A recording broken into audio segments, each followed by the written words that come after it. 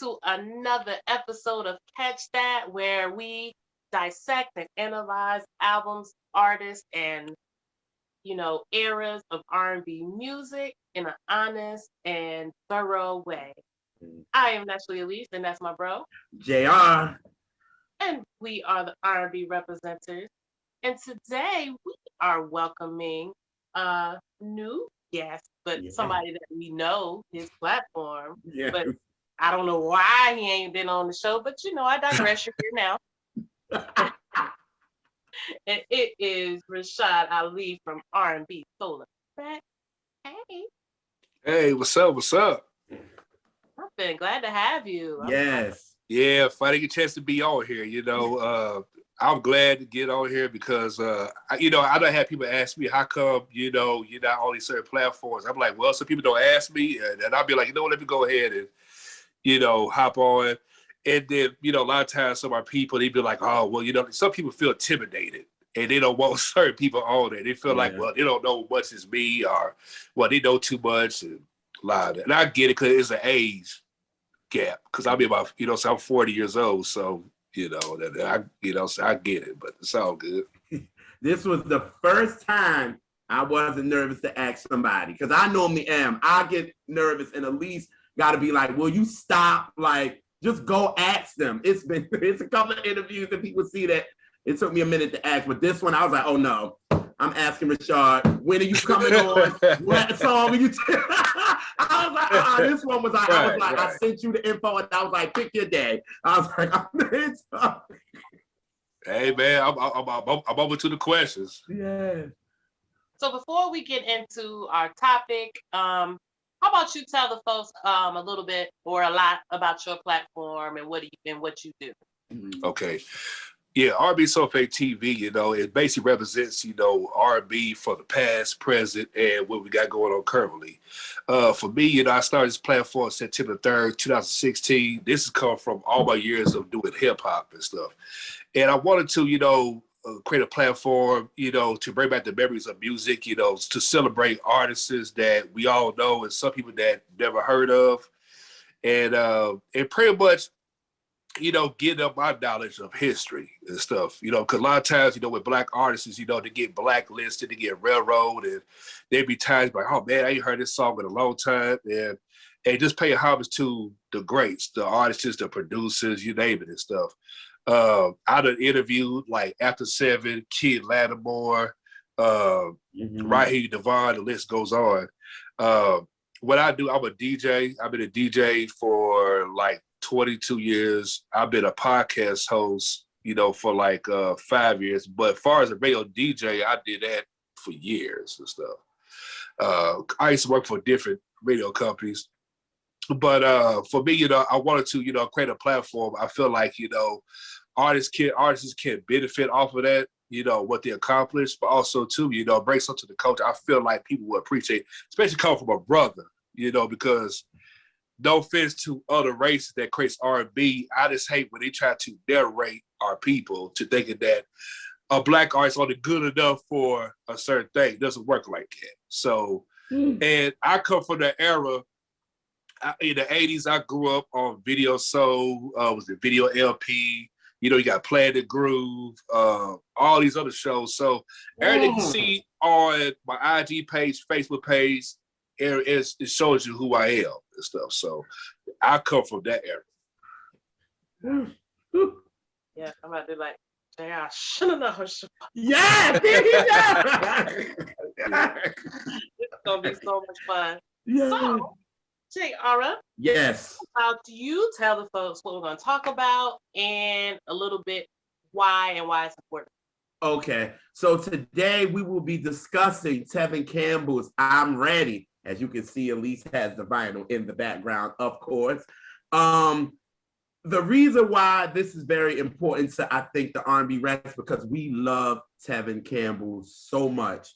We had a radio show where we, it took us forever to do it, and we had to do it so many times because it didn't come out right, because we want to do Tevin right. So we finally was just like, forget it, we're going to do a live. So we did a whole live about it. But when we started Catch That, we was like, is somebody gonna pick a Tevin Campbell song? Is somebody gonna pick a Tevin Campbell album? Nobody did. So when Rashad said, I was like, sis, he picked I'm Ready. She was like, ah! Like, finally, we got somebody that we can discuss Tevin, because we are Tevin Campbell fans, and I'm so excited to talk about this album because we're going to get into every song of this album. We're going to really get in depth of this album. But before we start everything, Rashad, when you first heard Tevin, when did you get into him? What was your introduction to him? The first time I saw Tevin Campbell was back in the earliest memory I remember was 1990. He was on Video Soul, and he sung Tomorrow off of Quincy Jones' album Back on the Block. Mm-hmm. And when I first saw him, and as a little boy, 9 years old, I was like, wow, you know, this kid, you know, he could sing.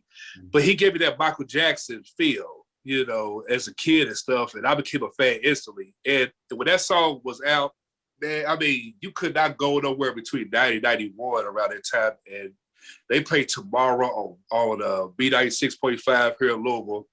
But they play, I mean, it was on rotation, Video Soul left and right. That's how I got introduced to him. And something in my mind said me was like, you know what? He's gonna be around for a long time. Some artists you see, you can tell.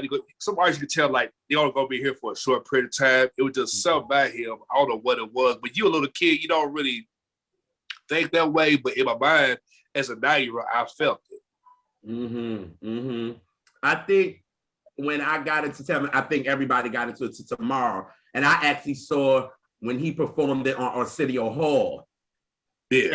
And Quincy was behind him. It was kind of like the introduction. I was like, okay, look at this boy in his Easter suit. Okay, he's singing. You know what I'm saying? Like, yeah. And he's singing down, and I'm like, and he's doing like the runs and all that. It was like he was already like, it seemed like he was already seasoned. You know what I'm saying? It was like, this boy is different. You know what I'm saying? So that it was like, okay, and then again, him being with Quincy and the whole Michael thing, people started to comparing that and all that. And I was like, okay, we gotta, you know, because I was younger, well, I was a little younger than he, but it was like, okay, I can rock with it. You know what I'm saying? And then that was really my introduction to Arsenio Hall. So that was my introduction to Tevin. What was yours, sis?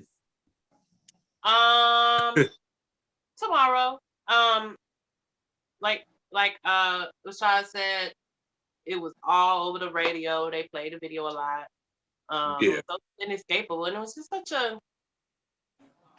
sweet song. And sometimes little sappy songs like that can come off like disingenuous or like kind of goofy. But for some reason, that song and all its like sappiness and positivity, it felt real. The vocal felt believable.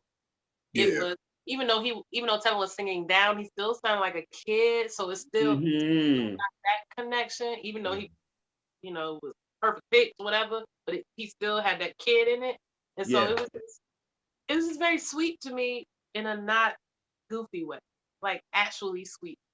Yeah. And so that drew me in, and I was just like, he was so likable. Right. It was nobody that was like, because you know, sometimes kid stars can already have a little cockiness to them or like a style. I don't really like that. Yeah. From a kid. Yeah, I can't stand that. I don't. Ooh, you know, maybe it's the old school in me, but it just don't feel right. You know, it feels bratty. I don't like no brat. I like just a kid. You know? Right. Yeah, and a lot of that comes from starts at home. Is how you raise your kids and stuff. And you know, it's a trip because some kids they start to feel themselves. Be like, yeah, you know, I think I need to give the parents a serious ass whooping for raising a kid like this. You know, so that's the real truth. Yes. Oh yeah. Because speaking of this era, let me tell you a kid who I ended up liking, but I didn't like the staffiness, the image that they gave him. Yeah. Because that first iteration of Usher, when they was trying to make him do all this grown music and these grown situations. And so at the very beginning, I was like, I get on my nerves. And then he found his way with the right people behind him, and it, then the image made more sense. But yeah. Oh yeah. And then I think for me, it connected to me because even though Tevin was like 13, he still looked like he was 7. Like he still looked young. Like he looked young to me. So it was just like, he's 13? What? Are you serious? I think he still looked young. Yeah, I thought he was like my age at the time. Yeah, like I thought he was around my age, and I'm like, oh, he way older than me. Like, you know what I'm saying? But he was like a short little guy and stuff. Yeah. And it's weird because a year later, the voice start to change, start getting a little taller. You're like, wait a minute now, what happened? Yeah. Just a year ago, he was like my height. Like, what's going on, man? Right. So then it's just like after Tomorrow, then finally his debut comes out, right? Yeah. So you got Round and Round, you got Tell Me What You Want Me to Do. That was the big record off the album, right? Yeah. And that album is very sentimental to me because my mom got me that album when we moved to South Carolina. That was the first album she brought for me because Tevin was a kid. But then I'm looking on the album cover and I'm like, now wait a minute. This ain't the same dude that was on Arsenio Hall that's on this album cover. This dude looked like hella grown. You know what I'm saying? And then it was just like, okay. And then even though but when you listen to the album, it still had that kiddish vibe to it. You know what I'm saying? Like with a record like when he did Little Brother, right?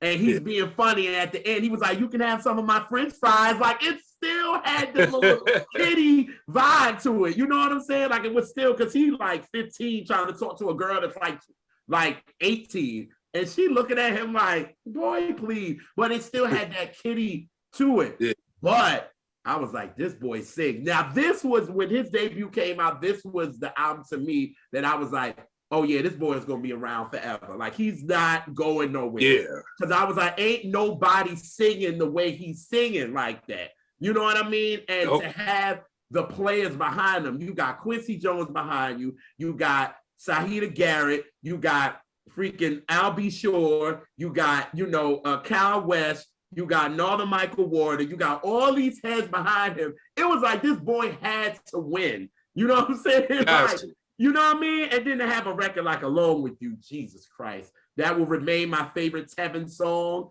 Let me tell you, Kyle West and Al B. Shore did the damn thing on that to me. And even as a kid, I didn't know what the hell I Want to Be Alone With You meant, but it was something in my spirit that liked it and knew I was going to like it when I got older too. Exactly. Yeah, because I love that Tevin era. That was a great era. That lasted for like 2 years straight. That was a great era. You know what I'm saying? He lasted 3. Like that whole Tevin era was like 3 years. First single came out in 1990. The last single came out in 93. A 3-year run. It had eight singles. 8 singles. What was the last song? What was the last song that came out? One song. Oh, okay. That's kind of like that Olympics record. Like, yeah. Okay. Yeah. For the first album, it was Round and Round, Just Ask Me To, Tell Me What You Want Me to Do, Goodbye, Strawberry Letter 23, Alone With You, Confused, One Song. Damn. Wow. Man, 3 years. He had runs, yo. Like runs. You know what I'm saying? His voice, if you listen to his first album, his voice was like going through a whole lot of changes. We're like from 13 through 16, 15 years old. Yeah. Mm-hmm. And stuff, and that's why I was saying. I made a post. I think I posted on Instagram. I said back in the days when the artist album was successful, you gonna at least get like a 2 or 3 year great run off of one project. Mm-hmm. And I don't think people don't realize that album for the last 3 years have like 8 bangers. That's saying something. And what's so crazy, y'all know how we, yeah. Why is it that a lot of people don't remember Alone With You? That was a #1 record. I was just, sis. I never stood there. Because I was just about that to go was #1 R&B hit.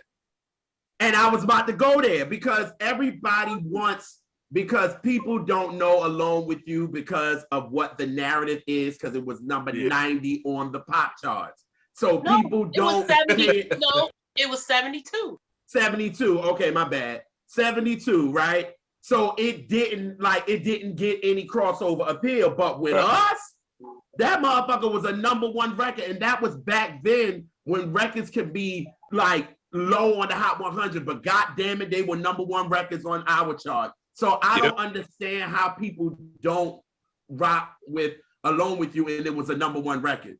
The dude performed it a couple of times live. So I'm like, Yeah, how y'all don't know this? Like, and they do the same thing with Goodbye, because that was a big R&B record. That went to #2, but it only went to 85 Billboard. So people act like it didn't exist, but it was a big record. And I remember it was on the radio. So it's weird.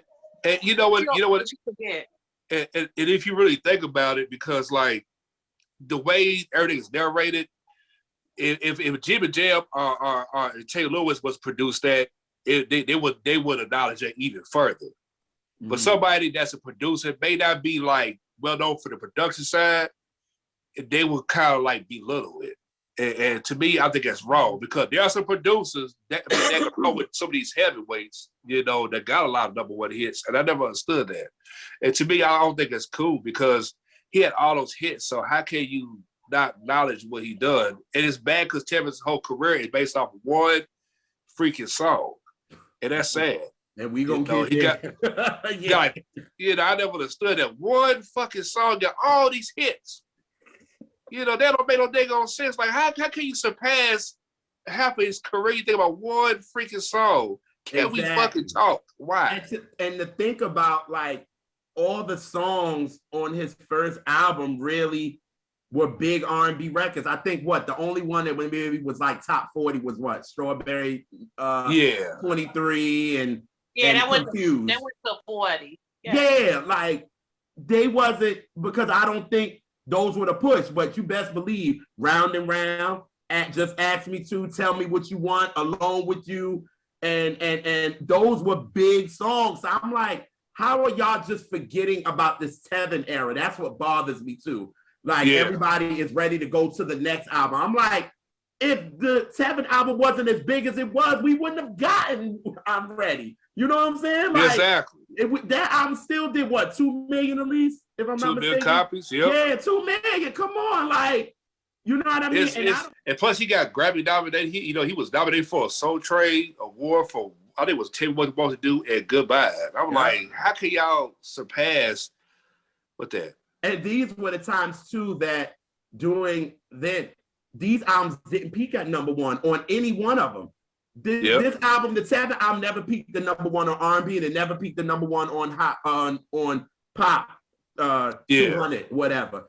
But he still had big records. He got classic records from this, and that's what I want this generation to understand. You can have a #1 hit record, but it can be here and gone tomorrow, and nobody cares. You know what I'm saying? Like, we just basically said like 5 songs on this album. None of them like really peaked at #1 as far as Hot 100, and they're still classic material. You know what I'm saying? Like Goodbye, Alone With You, Tell Me What You Want Me to Do. Like, these are big songs, but did they peak at #1? No. But will we sing them now? Yes. You know what I'm saying? That's what I like about Video Soul, because when Video Soul used to have like the top 20 video countdown, it was a major success on the Video Soul countdown. And that's what I like about Donnie Simpson, because he said in one interview, he said he made sure that the artists had a lot of love and stuff like that, you know, and to build that up, you know. And people forget, around the 90s, I made a post, and no offense to certain podcast hosts, I don't think this brother was functioning what I was saying. Around that time, this is when Bill Bellamy became a host of MTV Jams. They were trying to get rid of black videos and try to go back to rock, you know, and get rid of hip hop as well. That's why I like about Video Soul. They make sure that those black artists, you know, had a lot of love over there. Oh yeah. And you know, as much as I love Donnie, I look at these interviews like now, I'll be like, yo, he was just so nice, but it would be so corny, but so like nice. You know what I'm saying? Like, I love Donnie for that, because it was corny, but it was so appealing. You know what I mean? But one thing I like about Donnie and also about Arsenio is to see them get starstruck. Yes, that. Yep. Yes. It was so adorable, and it was so genuine, and and they both cared so much about the culture. Like, we didn't know the fuck we had with those personalities, you know, out there in a big way. Like, we had it so good. And they made every artist on there feel so comfortable. You know what I mean? It wasn't about, like, Arsenio used to be, you know, he was a little messy a little bit. Like, it was cool. You know what I'm saying? Like, he was a little messy, but he still made the artist feel comfortable. You know what I mean? They used to go and laugh and have a good time. And then Donnie, you know, he would rock with him, but like I said, he was corny, but you laughed with him. You know what I'm saying? Like, you felt comfortable. You didn't mind going back. Like, you knew when you had an album coming out and you went to Video Soul, you knew, all right, I'm gonna have a good time with Donnie. I'm gonna have a good time with Arsenio. And that's what we're missing now, honestly. And they would do interviews. They didn't just talk to somebody 5 minutes. They would have them on there almost the whole show and come back. And like, so you got more, and they got more time to be comfortable. Like, it was and then let I think that's what's missing of today, you know, especially when it comes to, like, you know, some of these talk show hosts that's Black, some of these radio shows that's Black, even some of these podcast hosts is Black. They don't know how to, you know, create that type of formula. They don't, you know what I'm saying? And that's one thing, like, whenever I have a guest on my show, I try to pick their brain, but make them feel comfortable, you know, as well, and break down their history. Even though you got some artists that's Looney Tunes and stuff, but and that's a whole different conversation. But and that's how I learned. I learned, because, like, I mean, I learned watching Dottie Simpson a lot, you know, in our studio. But I learned Dottie Simpson more, you know, because, like, that was my university, you know, just studying him. And that's what made me who I am today.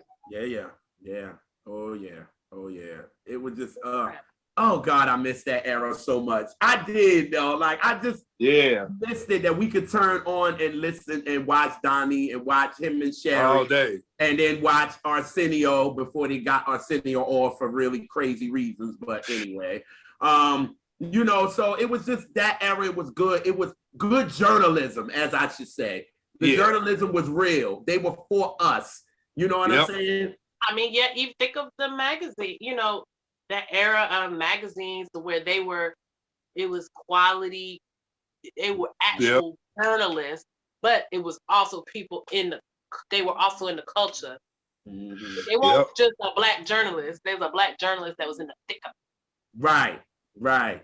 Yeah, that's why I miss about those days, you know, because you know, BT, they had going on. I mean, they had a magazine called YSB at one point, and that, you know, and they lasted for a certain amount of time. But that's what I miss about Jet Magazine, Ebony. It's like, you know, you can tell Black artists felt comfortable.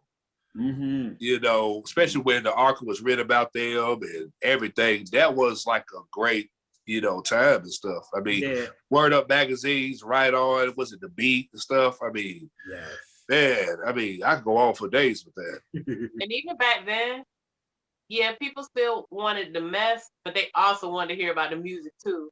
Like, if you want to be a messy gossip blogger, like, you know, do you, sis. But at least if you're going to do that, at least try to uplift in some way, or at least talk about what album the person got coming out. If you're going to talk about who the fuck they sleeping with, like, I'd be like, oh yeah, and they also got an album coming out this fall, you know.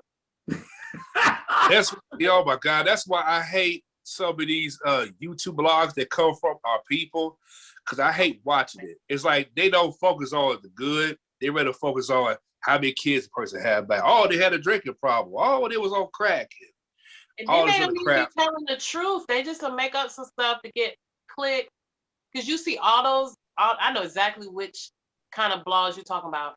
And they'll have like 100,000, 800,000 views every video, and nothing they're saying is factual. Nothing. Fact check. They just make up shit, or they take one person's gossip and then create a narrative around it. Yeah, because they'll go to this one platform. I'm not going to mention it, but they represent the top majority represent. He'll be like, well, you know, so. And I've been like, why are you going to that platform? Heck, they don't know nothing. Okay. But so.com, to hell with them. Yes. You know what I'm saying? So, it pissed me off. Yeah, I was just saying last night how I feel like, you know, we we don't have the great journalism blogs for this culture to me. And that's why I feel like we're, us and you, Rashad, and, Chastity and a lot of other, we're needed because, again, it's like we're focused on the music. Are we going to be a little shady? Yes. Are we going to be? But the focus is the music. That's the foundation. And I don't feel like we have that. You know what I mean? That's why, again, there's no, we're missing like the street teams when albums will come out, and we're missing all of this because fine, you had the Wendy Williams, but God damn it, we still had street teams out there pushing the album. Now we don't even have that no more. It's like, okay, what are you going to get on an interview and talk about something that's going to go viral? That's what everybody wants. And that's why I understand why Tevin, back into him, he don't want to do interviews. He like, I'm not doing them. I'm not doing them because I already know the mess that y'all trying to get into. Y'all don't want to focus on the music. And that's why now with him doing a lot of interviews and doing a little bit more interviews now, I think I'm glad that he is, but I understand why he didn't. You know what I'm saying? Because again, after one song, they're going to start talking about the mess. You know what I mean? And I think that he wasn't here for that, and I'm with it. You know what I mean? Because back then Tevin did interviews because he was on Video Soul so many times. He was on Arsenio so many times. He done did a lot of other. He used to do radio shows. He used to do all that. He would be on those, but once things changed, he was like, "Fuck that! I already know where this shit gonna go. Y'all can have that shit. I'm good."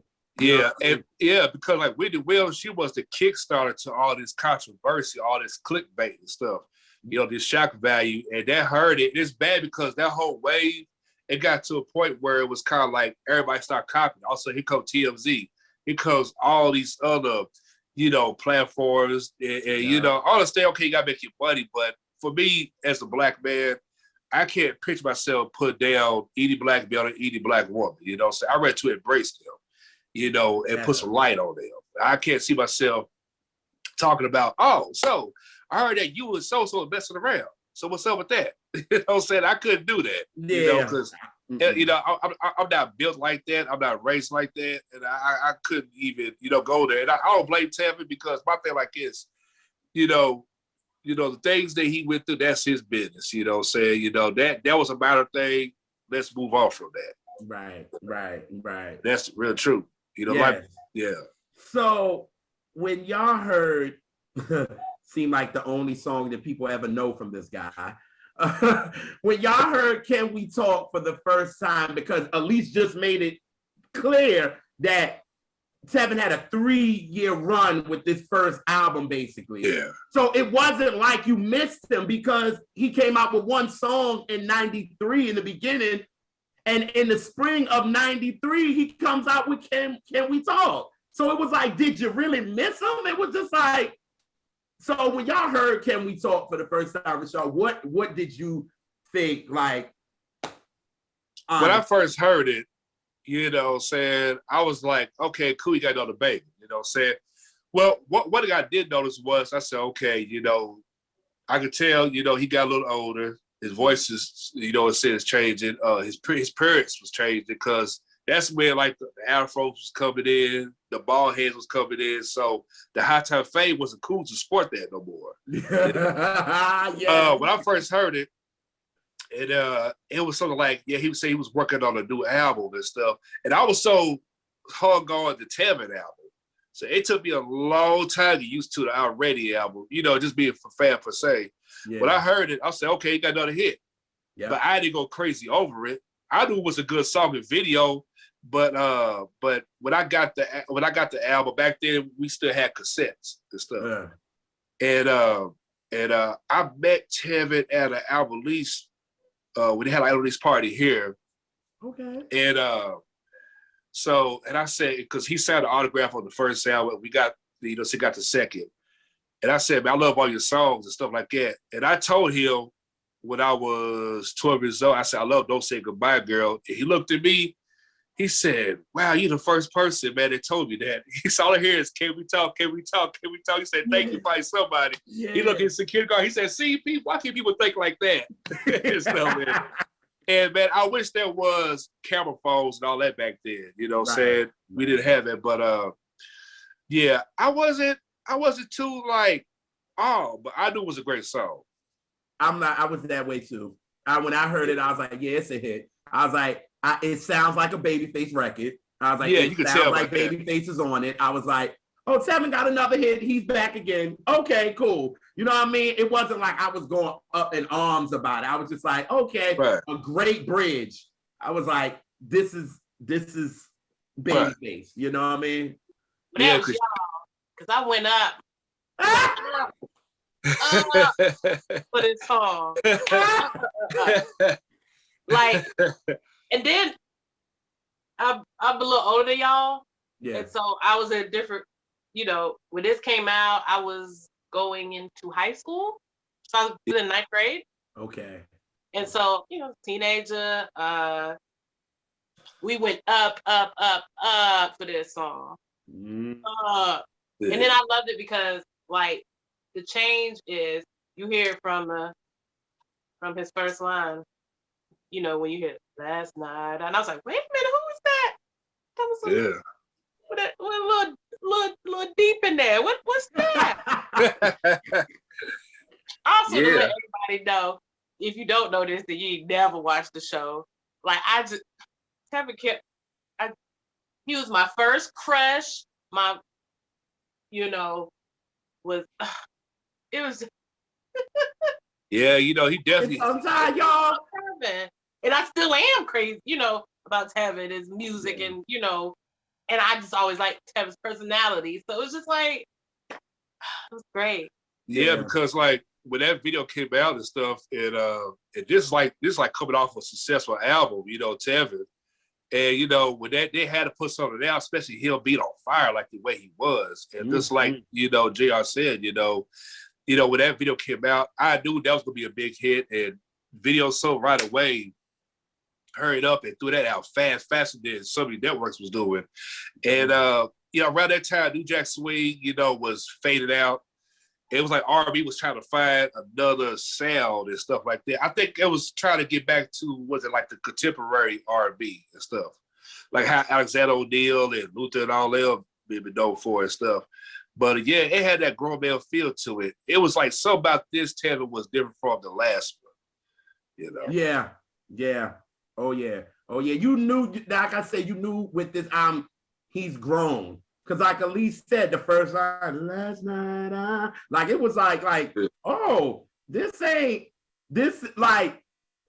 is what Alone With You to me. Like he could have sang that record at the age he is now. Like with, you know what I'm saying? Can we talk? Because now he means it more. You know what I'm saying? Because now he's a teenager. He grown. Like, come on, he didn't know. That's kind of like the sequel, you could say. Yeah, like he didn't know what Alone With You was. Like he was just like, I'm just singing it and I'm sounding like the demo and that's it. But can we talk? Right. It was like, he like, girl, can we talk for a minute? It was like, yeah, like this is some, you feel him on this. It was like, yo, he ain't no little kid no more. Like, this is that, you know what I'm saying? So for me, that like Elise, you say you went up for it. I was just like, I just wanted to sing along to it.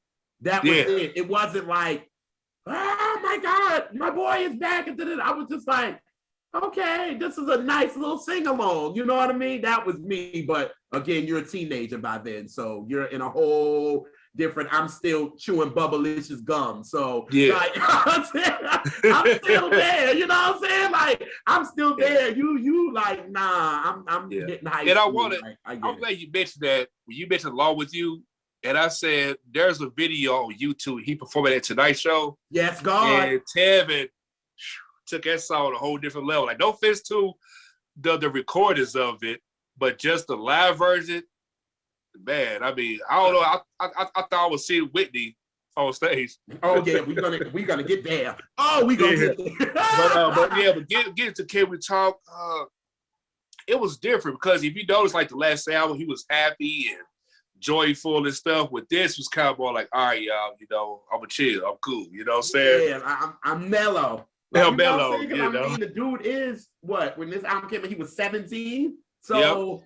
He's a whole different dude. You know what I'm saying? You recorded this album when you were 13. You're bringing out this album at 17. Like it's it's some different shit. You know what I'm saying? Like, and people no more. And people don't realize when he recorded Can We Talk, this way he was promoting the Tevin album. So, and he recorded that with the 92 and stuff. So, and I would say this though, Tevin said it best, like with Usher, and all due respect to Usher, like he said, you know, Usher could hit certain notes like I did, and I couldn't do what he did on, you know, the song was like what he said, like some songs like You Got It Bad. Yeah. You know what I'm saying? Yeah. Everybody's voice tone is different.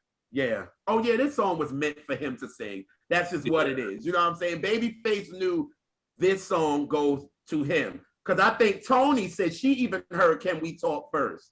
And when she heard it, she wanted it. But Babyface was like, nah, that ain't for you. You know what I'm saying? Nah.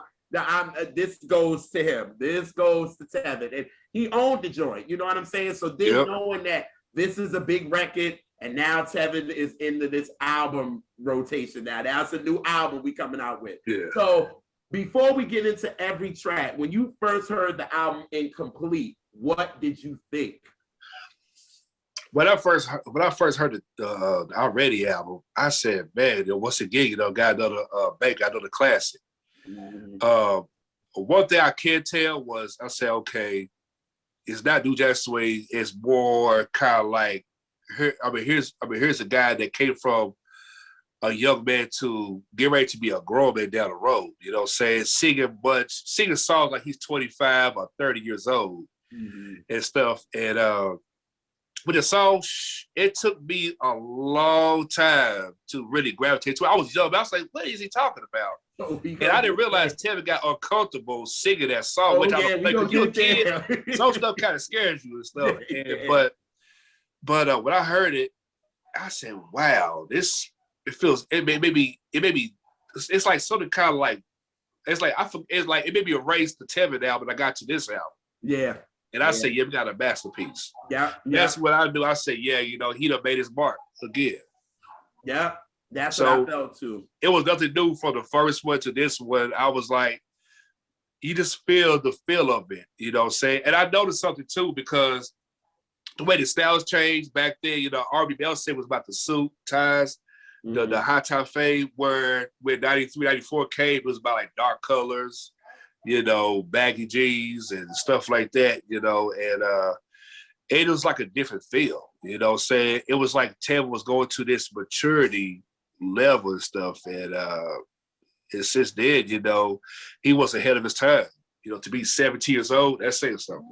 Yeah, that was me. When I heard the album, I said, his legacy has been stamped. Like, you know what I'm saying? Like, it's like, boom, he's in there. I was like, the boy, like, you can't say nothing, because we always say on this show, between 1990 and 1995, young people couldn't even get through. When he was running it, he was running it. It was nobody. That's why Usher had to do some other things to get through. You know what I'm saying? Because he tried to get him through doing the Tevin at his peak, and he couldn't. You know what I'm saying? So this album, to me, it just stamped him to me. So I was like, that boy ain't going nowhere. Because our radio album, you know, definitely was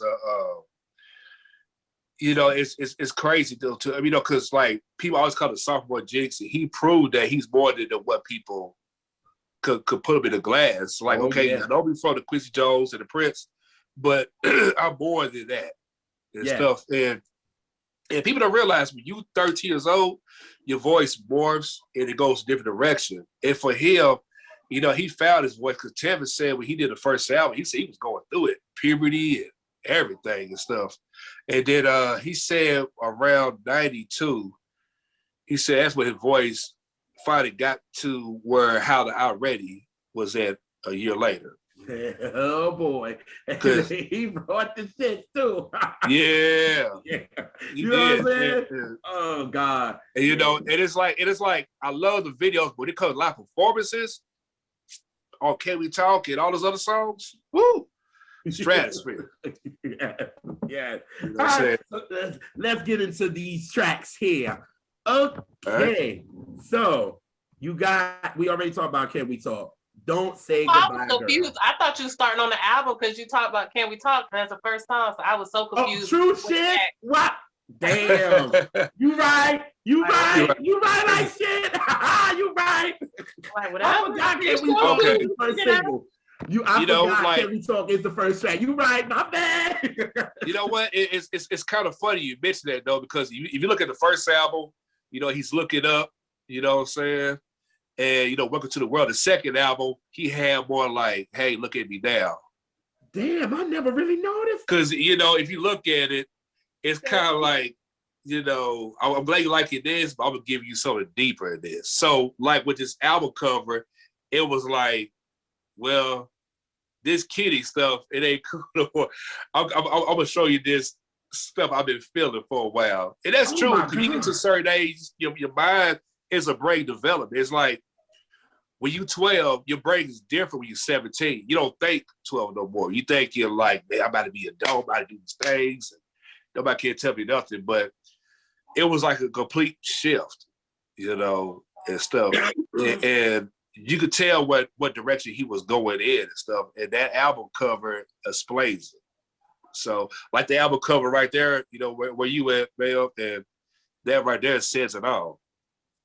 I never You know, thought about it like that. some people, yeah. Wow, Yeah. yo, just came on and did some schooling. What? Yeah, because if you think about it, back in those days, like when the album dropped a second album, they slowly, you know, evolved. It's kind of like evolving. These days, they just throw any album cover out. Nah, Yeah, you know, right. let it match, let it slowly match to that. It's like he's in that warehouse with the letter T in the back of him, and it's like all of a sudden you just click the switch, boom, you know, here he is and stuff. So I like how he played that. You know, he had a box cut, but the videos, you know, he had a froze. So it's like he kind of like transitioned on. Oh, you know yeah. what I'm saying? Yeah. So you know, he played it smart with that one. Oh yeah. Oh yeah. Don't Say Goodbye, Girl has to be a top 5 song for me. Yeah. When it comes to Tevin, because vocally, the things that he was doing on this record, and like he said in the with Questlove interview, he said that he like Narda Michael Warden worked him to make him do it again, do it again, do it again. You know what I mean? And it was like, to me, I know everybody loves Tevin working with Babyface because of Can We Talk and I'm Ready and, you know, Always in My Heart, those type of things. But I love when he worked with Narda Michael Warden because vocally, Narda takes him somewhere because he works.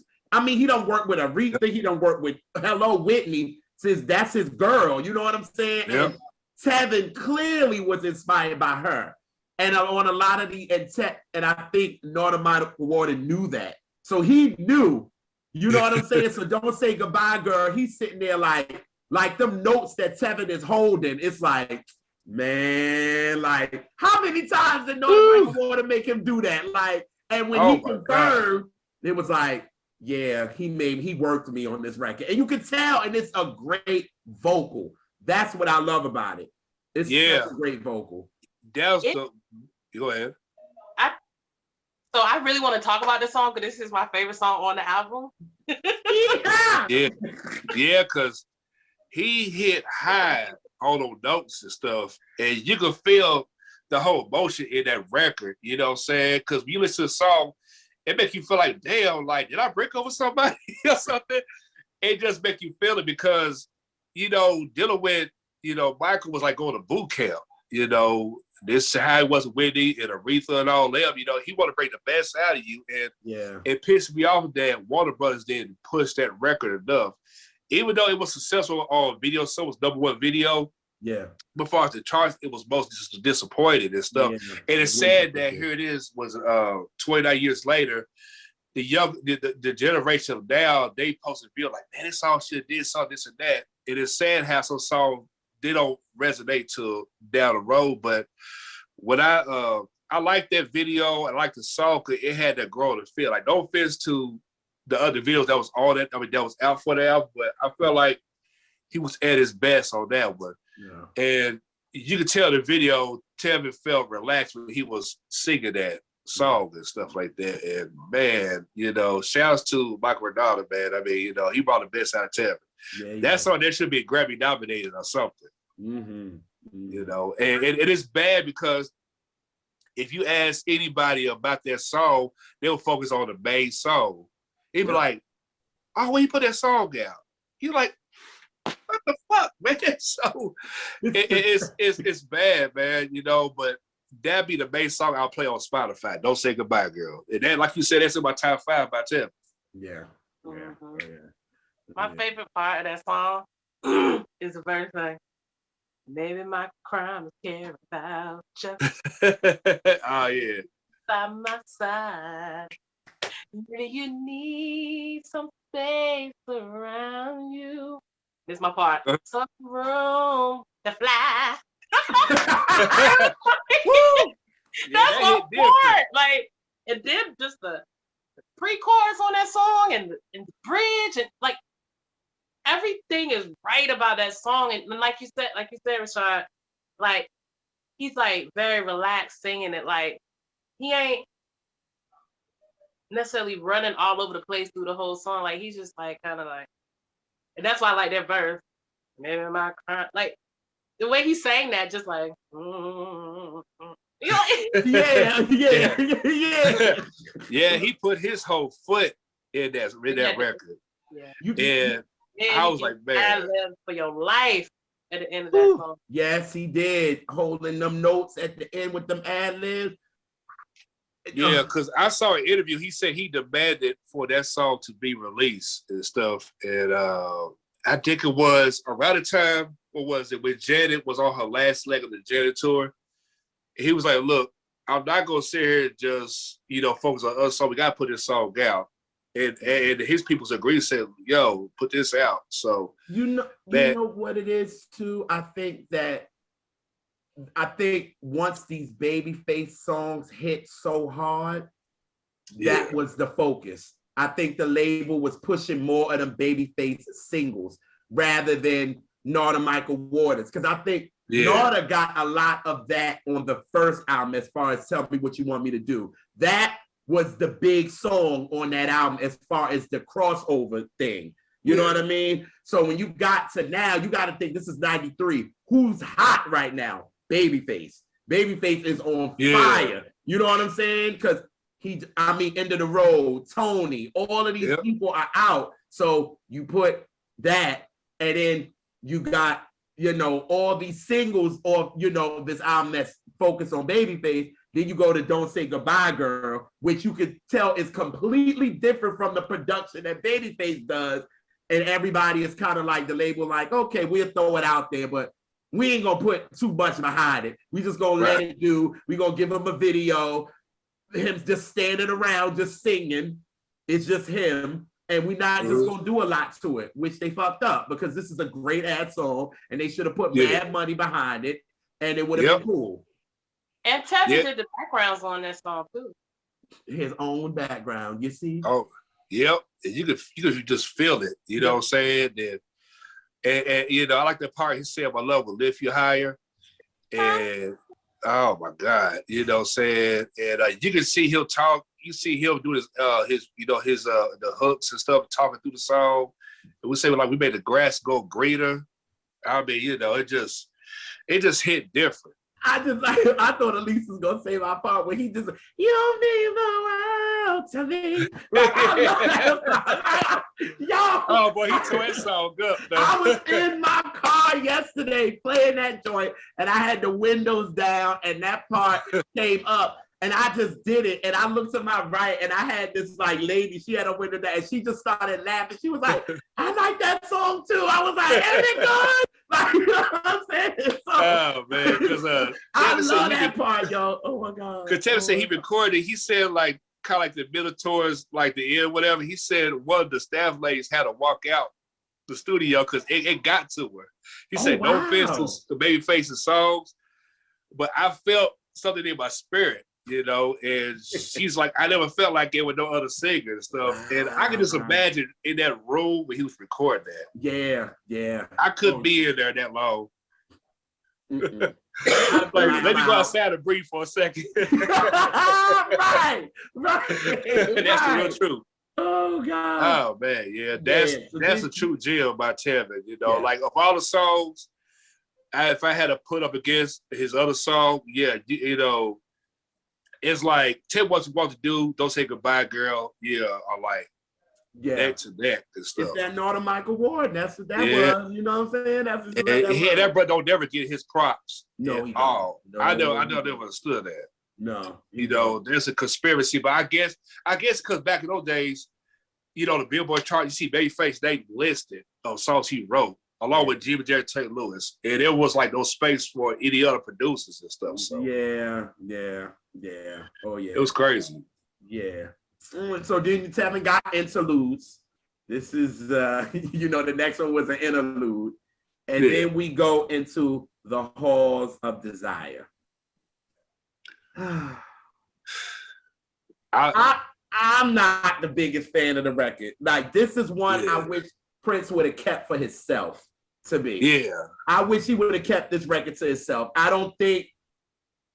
think they was trying to get that round and round to me. Yeah. With this record. Yeah. It's two. But this record, and I was just like, nah. It's more like a Prince record than it is a Tevin record. Yeah. Like, I was just... And then it cost them trying to remix it down the road. Like, nah, it's too late. Let's move on and stuff. Yeah. I felt like it took away from the direction he was going in with the second album. Okay. And stuff. And I mean, you know, it's a great song, but I felt like, I don't know what Prince was thinking in that moment, you know, but I felt like, you know, he should have just make it feel like, okay, this is a Tevin record. You know, Prince wrote it. But I don't know what he was thinking at that time. But it's like he wrote it for him more of himself than he did for Tevin. Yeah, it felt like that with that record. Yeah, it really did. It felt like that. But yeah, and I mean, I thought to myself, I said, yeah, I mean, that could have been a single. You know, I mean, I could imagine what the video would have been like when he said door number 1, number 3, and stuff like that. I can see him walking in the hallway and this other girl. It's kind of like how when Jay-Z did Girls. It's kind of like that. Yeah. You know, but that song is okay. It wouldn't be like by rotation and stuff, you know what I'm saying? Yeah, so I feel like some songs should not be on certain artists' albums. Like, keep it for yourself or something. As much as I love Our Purple One, I think the thing that he did on this album is what made it not be a perfect album. Yeah. Agreed. I don't like anything. I don't like what Prince did on any of the songs that he did on this album. It's one song that, you know, I'm going to try to find something that I like in it, but we'll get there. As for me, the songs that I don't like on this album are the Prince songs. Makes sense. I get it. You know what? I'm glad you said that. If Prince songs weren't on there, it would be a perfect album. But it is not a perfect album. I think those songs ruin the feel. It's just not cohesive with. Yeah. With it. Yeah, and I don't think Prince was thinking correctly. Like he did with an artist that got a powerhouse voice. You know, he should have created something that was, you know, we're through the roof and stuff. But they always say, you know, you get that one, you know, moment. You know what I'm saying? Yeah. You know, I mean, that's the real truth and stuff. But I feel like that kind of put it, like, you know, like y'all said, kind of put a dent on the album. It didn't need to be on there. Yeah. And that intro, yeah, I mean, the interlude, I was like, nah, take that off, man. Yeah, that, you know, you could have did a whole different interlude on that one. Yeah. You know, that's the real truth on that. But just not do it at all. Oh, not do it at all. I agree. I totally agree. All right, now this. Gonna lose anyway. Yeah. Anybody. That part. So this record is the record that I went up for. The album track. I'm Ready. Oh yeah. I went up for this more than I did Can We Talk? Yeah. Which is weird because everybody again goes to Can. But for me being a New Yorker, it fit into the playlist of what Hot 97 was doing around that time. And they had like a little do. Yeah. Like, it's so, what New York, what would you about to say, sis? What happened? which is wild that people don't talk about I'm Ready as much. First off, it's the name of the fucking album. It's That part. First off. Secondly, it was just as big a song. It was a number 2 yeah, because and it was a top 10 Hot 100.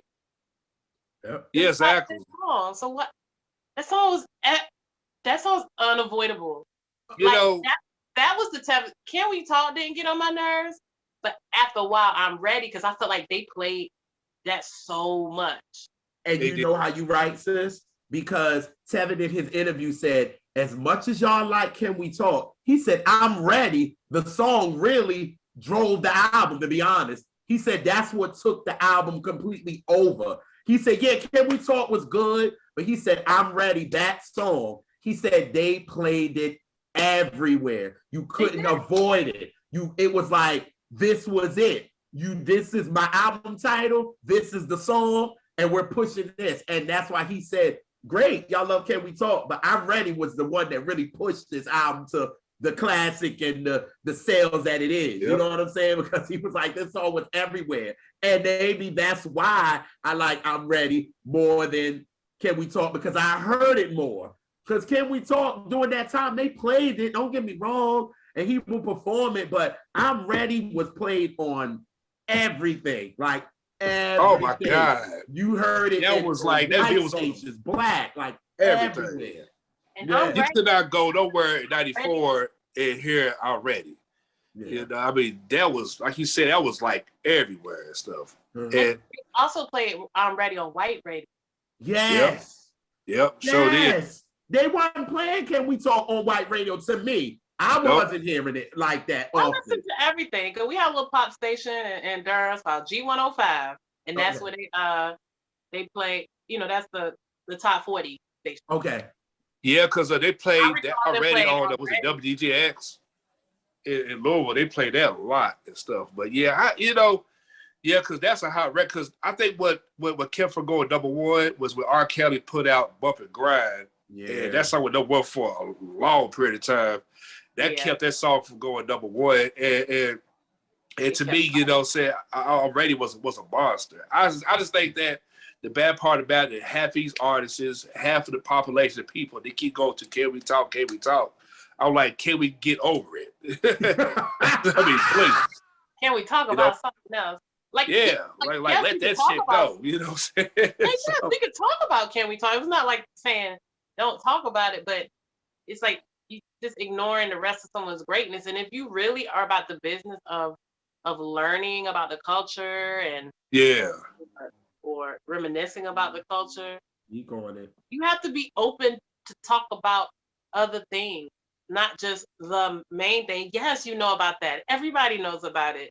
Like, let's talk about shit. Yeah, you gotta be open to the culture. You got to be.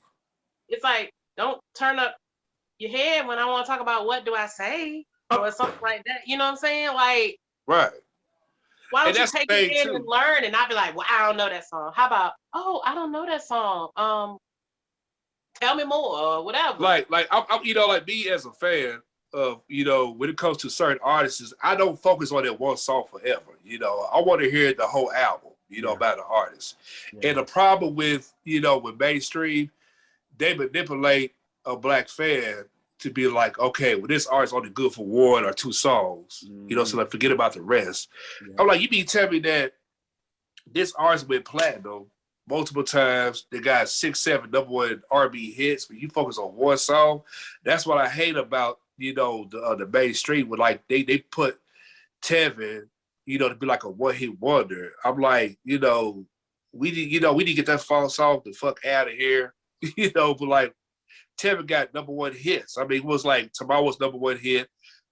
Just Asking To was #1 hit. Tell Me What You Want Me to Do was the #1 hit. Of course, Can We Talk was #1 hit. But and then he had multiple top 10 hits and stuff. And I'm tripping on this, like, the way they try to blacklist the artists, like they're only good for one thing. It's like you working at a job and you're a cashier. Well, people don't realize, you know how to count money. You know what I'm saying? You know how to scan, and you know how to do money orders and all this transaction, but people want to belittle. It's like, okay, she's only good for a cashier. She's not good to be a supervisor. She's not good to be a manager. I'm like, what the fuck? You know what I'm saying? I get it. Like, give that person a chance. So yeah, absolutely. Absolutely. You brought up What Do I Say? Now that is my favorite song on the album. Oh yeah, that's my favorite song on the album, because if you wanted to know Tevin was inspired by Whitney Houston, that's the song you listen to, because the runs that he does on it, everything that he does on it reminds you of Whitney Houston. Like her influence on him is all in this record. And it's just the little nuances that he did in the record. You know what I mean? Saying it was co-written by Elisa's favorite from New Edition, Johnny Gill. and I would love to ask Norma Michael Warden, was this song given to Whitney first?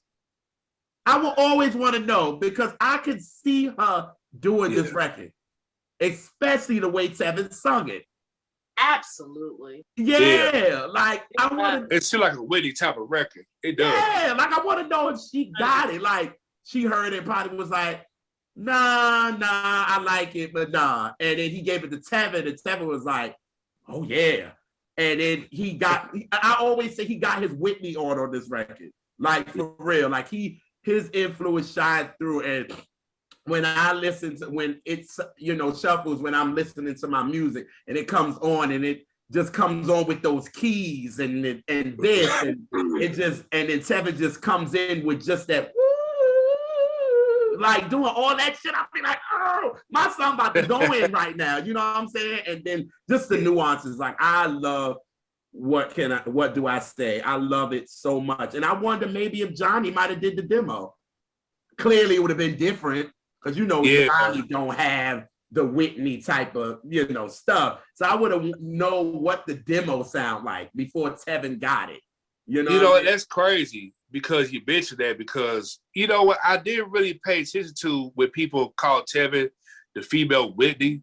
I mean, like the male version of Whitney, you know what I'm saying? And that was something new, to me and stuff, because later on I said, okay, I get it, because Tevin's mannerisms. I mean, we call it the male Whitney. Yeah. And then I thought to myself, because some people don't realize some songs be turned out by some people, but one person take it and they just execute it. Mm-hmm. And like you said, had Whitney would have sung this song, I could only imagine what she would have done. Oh yeah, she'd have ate this shit up. He would just put a whole foot in that. Yeah. And that album it's like, how can I put it? It's like, it has so many different angles and different directions that you back of your mind like, okay, he sung this, but you feel like it could have went to somewhere else and stuff. Mm-hmm. So I think with Warner Brothers, it was trying to hurry up, trying to put something out, because after that last album, Tevin was on fire. They tried to figure out, man, like, okay, what? Like, let's try to put some songs together, try to hurry up. Because especially back in those days, the artists go platinum, it's on and stuff like that. So, but yeah, imagine that. With that song, I could imagine it being reworked as like your big power ballad duet.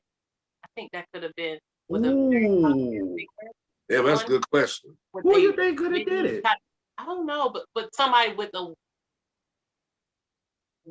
course nobody has Whitney's range, but somebody that type of singer. Yeah.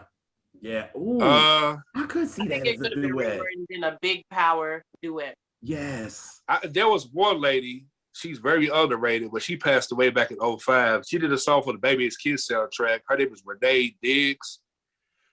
And you can look her up. And she did a song with Phil Perry. It's on the Baby Is Kids soundtrack. And she had a unique voice. You know what I'm saying? And I could see her and Tevin working together, because she got that high type of voice and stuff. Okay. And Phil Perry, he reminded me of a male version of Aretha Franklin. Oh yeah. He had that raspy high voice. And I'm thinking to myself, am I hearing a woman singing or hearing a male singing? and Yeah, we stuff. talked about Call Me with on Catch That Minis with our friend Mika. We talked about that. Yeah, and we he's talked a lot about Phil. yeah, Phil and Aretha definitely. Yeah, it's like that's exactly stuff. Yeah, and but then that album, I felt like the album was certified classic, but I felt like there was some potential, like what could have been of a certain collaborate on, maybe just that song right there, alone. Yeah, and that's why it makes a lot of sense. Like I can see it being on some whole new world with Peebo and Regina type of record. Right. That could have really been, you know what I mean? And they could have finessed it for it to be a duet, and Tevin and whoever would have bodied it. You know what I'm saying? Oh my God, sis, good one. You was smart, you was kind, you was important. Yeah, because the album though, it was like it left like a mystery, saying, behind it. The album was good, but you could tell like there was some stuff that was missing that could have added, to it. So back in those days, labels, they would like try to hurry up, try to throw something out so fast like that. And I never took the time. But of course, I said this before, like bad label business decisions. Politics, always. I could go on for days on that one. Now, the next joint is with Prince. Now, Uncle Sam, I like it because of the content of it, because of what, Prince wrote. Again, this could have been a Prince song for himself. You know what I'm saying? And you could tell he wrote it for himself. It seemed like it. Because Tevin wouldn't be talking about this at 16, 17. No. Talking about Uncle Sam and taxes and not taxes. Well, technically he is, but he's talking about more of social issues. You know what I'm saying? Talking about Black power and being, that. And I'm like, as much as it's a great song, but I mean, Tevin finessed it because Tevin can sing. So if you can sing, you could get a song and it might be bad, but you still able to kind of do what you do on it. But this, it was like, and mind you, Prince is about to go through what he's going through with Warner Brothers. Right. Again, so he's putting a lot of truth. Well, one thing about Prince, he put truth in his song anyway. But now he's talking a lot about it. And a song like this, you know what I'm saying? You could be like, oh yeah, this is a Prince record. But I just like, again, how I always said with Tevin's first album, it was a little mature, but it was a kiddish to it.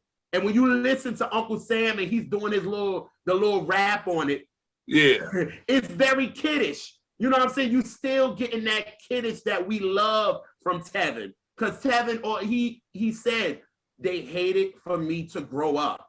They met me as a kid. They wanted me to stay as a kid. So I felt like with this song, he was able to show that little kiddish that we like. Right. He's on it saying word and and like it's just very kiddish, you know what I'm saying? But is it corny? Yeah. Would I would have rather this would have been a Prince record? Yes. But when Tevin got it, it made me what I loved about Tevin. It was something familiar and it was very kiddish to me. And that's why I do like it. Other than that, it's like, yeah, Prince, you should have kept this one for yourself too. Yeah, and that's true though, because around that time, it kind of reminded me of one of Prince song like "Money Don't Matter" or something like that. And that's why the time Prince started getting kind of political and stuff. And even though Prince was still hot, but his star status as an artist started to fade, as far as like hit wise. And it seemed like Prince kind of got stuck in that, well, Warner Brothers this, Warner Brothers that. And I understand, when it came to, having credit control and little stuff like that. But, he kind of lost me, after the most beautiful girl in the world. I was like, what the hell's going on with Prince, man? Oh, yeah, after Diamonds and Pearls, he kind of lost you.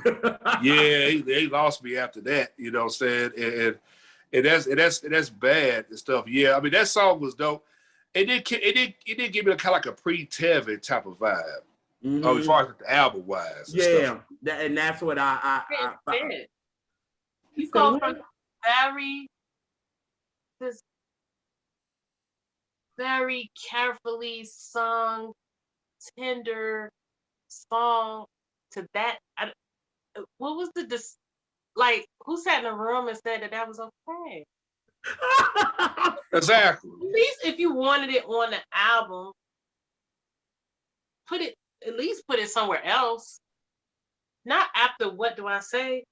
You should go Yeah. from What Do I Say? Who voted for that? You know. My heart should have came. I was about to say that too. Yeah. Even Brown Eyed Girl after that. Yeah.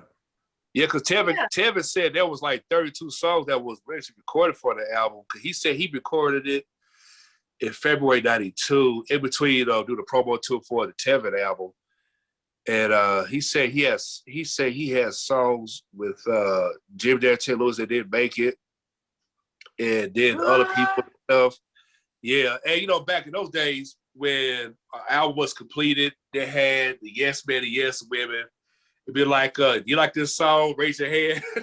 So, That's the whole how the Motown shit went. Yeah. Would you rather buy this record or a sandwich? One or the other. So, like it was like a lot of that was going on back then. I said, man, I wish I was in that room. But like, what the hell y'all smoking on? So it was a lot of politics and stuff like that. But Tevin said that promote the album already. He kind of felt like it was coming to an end, but he didn't know when until he did, Back to the World. That's when he kind of knew, like, yeah.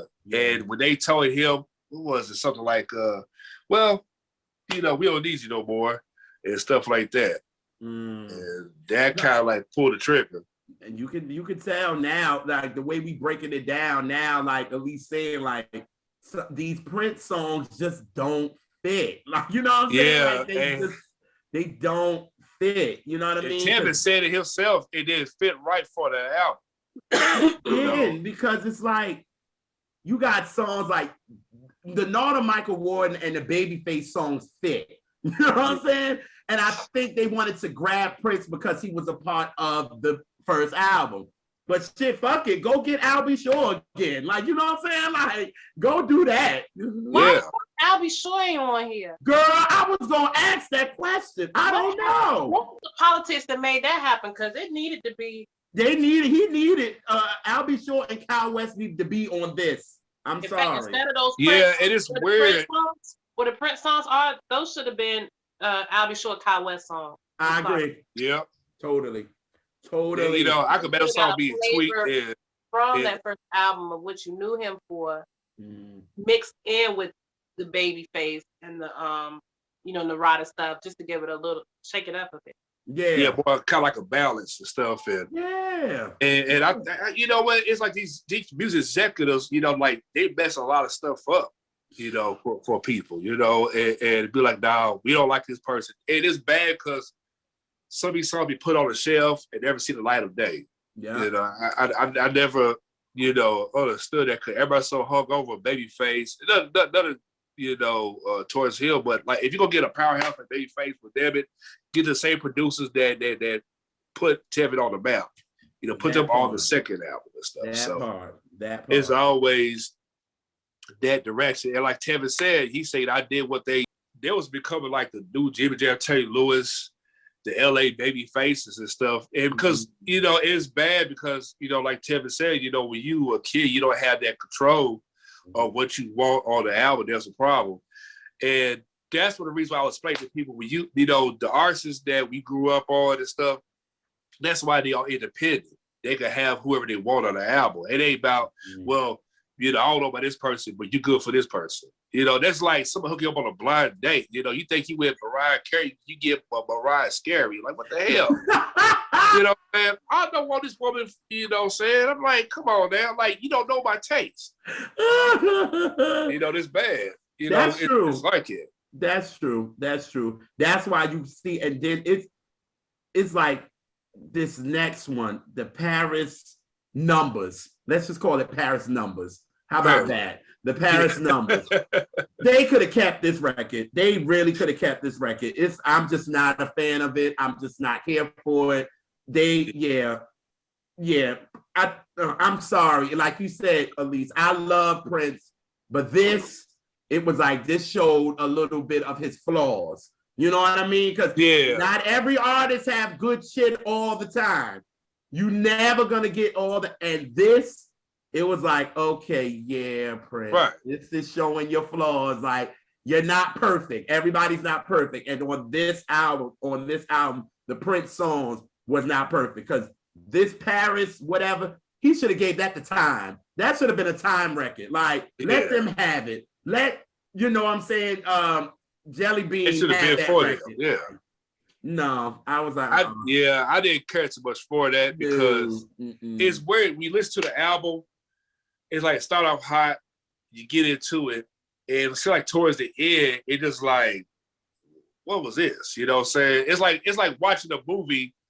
Yeah, you know, it starts off good, the start in the beginning, all of a sudden it crashes and burns towards the end. Like, what the hell was this? You know, it doesn't really like make sense. It's kind of like that movie, I can't think of the name of it, with Eddie Griffin, the other comedian. It starts out good, at the end it's about a damn cat. Like, it's corny.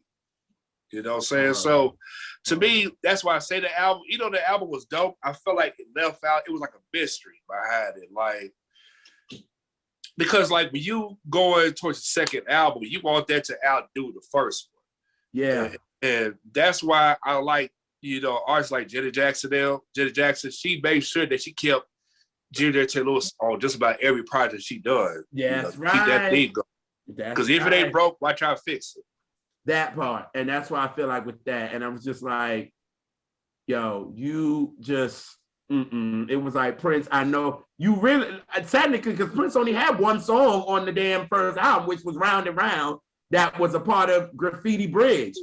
Yeah. You know what I'm saying? So it was like, why is he getting so many of these songs on this album? Like, there wasn't a need for it, but yeah, whatever. That's why I'm happy the next song is Always in My Heart, because it was like, cool. You know what I mean? We got back to that. I think we did an interview with somebody and they said that, when a production has more shine than the artist. And I think that's what happened with the Prince song. The production took away from Tevin, and you thought about Prince and you didn't think about Tevin. That's the problem. You didn't think about it. So it was like when it got to the Babyface, like Always in My Heart, you thought about Tevin because Tevin's singing down, but then you're hearing Babyface on them backgrounds and you know it's him. You know what I'm saying? You know it's his song. You know it's him and Daryl. You know what I'm saying? And it was just like a whole different thing. It was like Tevin sounded smooth on it. You know what I mean? Yep. And Always in My Heart, I mean, shit, Aretha Franklin loved it. You know what I'm saying? And that thing don't like a lot of things. So, so for her to love this record and Tevin, it was like she knew. You know what I mean? Like, and I love when he did it live on MTV Jams when it was him, Jodeci, Janae, all that, and it's on YouTube, and he did it. And when you just let Tevin go, that's what really shows that you're a singer in your artistry, when you just let go and it sounds great. You know what I mean? It was like, because in the studio, you got to kind of be contained. Because like Elise said on our episode with about Luther, there's a difference from singing in the studio and doing it live. And when Tevin used to do his song live, he finessed it and showed y'all, if y'all must have forgot, I can really sing out these streets. You know what I'm saying? Like, I can sing. Yeah. And I'm going to let you know that. You know what I mean? And Always in My Heart, he did that. And I love one thing about Babyface will write the hell out of a damn bridge. What? He can. Yeah, that was one of my favorite records. As far as the Babyface production on that album, that's number one over Can We Talk, in my opinion. You know what I'm saying? Okay. Always in My Heart. The late great I like that. Agrees. Yeah. Because I like that record, you know what I'm saying? And it it just hit different. And that's another song that became a classic that the world just looked over. I don't get that. But back then, everything was even out. Everybody had their favorites and stuff. Yeah. The way this social media is, they pretty much dictate and they manipulate, and you're thinking that, this is only one thing and stuff. And it's bad because I'm disappointed in our people as Black fans that we like, they're right. This is the only good song on one album. Damn well this artist got a lot of bangers off of one album. So that's why I say, And another thing too, if you're gonna become a podcast host, you got to do your research. You got to do that. That you got to. There are some that they're not built like that. And I don't even understand why you would want to do a podcast or a show about something you don't know about. That doesn't, like, you're not embarrassed. Like, I don't want to come on and talk. Just like, prime example, in our chat last night, on our live, someone was like, why don't you talk about so-and-so? I was like, because I don't know about it. And we had people want to come and talk about certain things in the show. And I'm like, no. I don't know about it. I don't know. I agree. I don't know about it. You know what I mean? Exactly. Like, and that's why I love that the honesty of us, sis, on what we do. You know what I mean? Because it's like, there's been many times people be like, yo, can y'all come on our show and we can talk about this? And me and sis be like, sorry. Like, you don't know. Like, I don't want to be out here looking stupid and then somebody asks me a question and I don't know. Somebody, like, oh girl, oh yeah, Rita's my influence. Name 3 songs. Ooh. That part. You don't got a damn thing. I don't ever want to be out there like that. And, it'd be like when you was in school and you was supposed to read a book chapter and they ask you a question and you sitting there like, oh, but I thought you read it. I did understand. Like, I don't want to feel that way. I didn't want to feel that way back then. I don't want to feel that way at this big age. Right. And that's what trips me out. Like, I remember a long time ago, I used to make a post. I'd be like, what's your favorite song by this particular artist? It'd be that one person say, oh, you know damn well you listen to every freaking song. That's a lie. Please stop capping. I hate that. Normalize coming to somebody, normalize going on the show and somebody asks you about something and you don't know and saying, I don't know. Yes. I've said that plenty of times on this show. Like, oh, I'm not familiar with that. Yep. Yeah. Shit, even if you want to say face, be like, damn, I don't know how I missed that.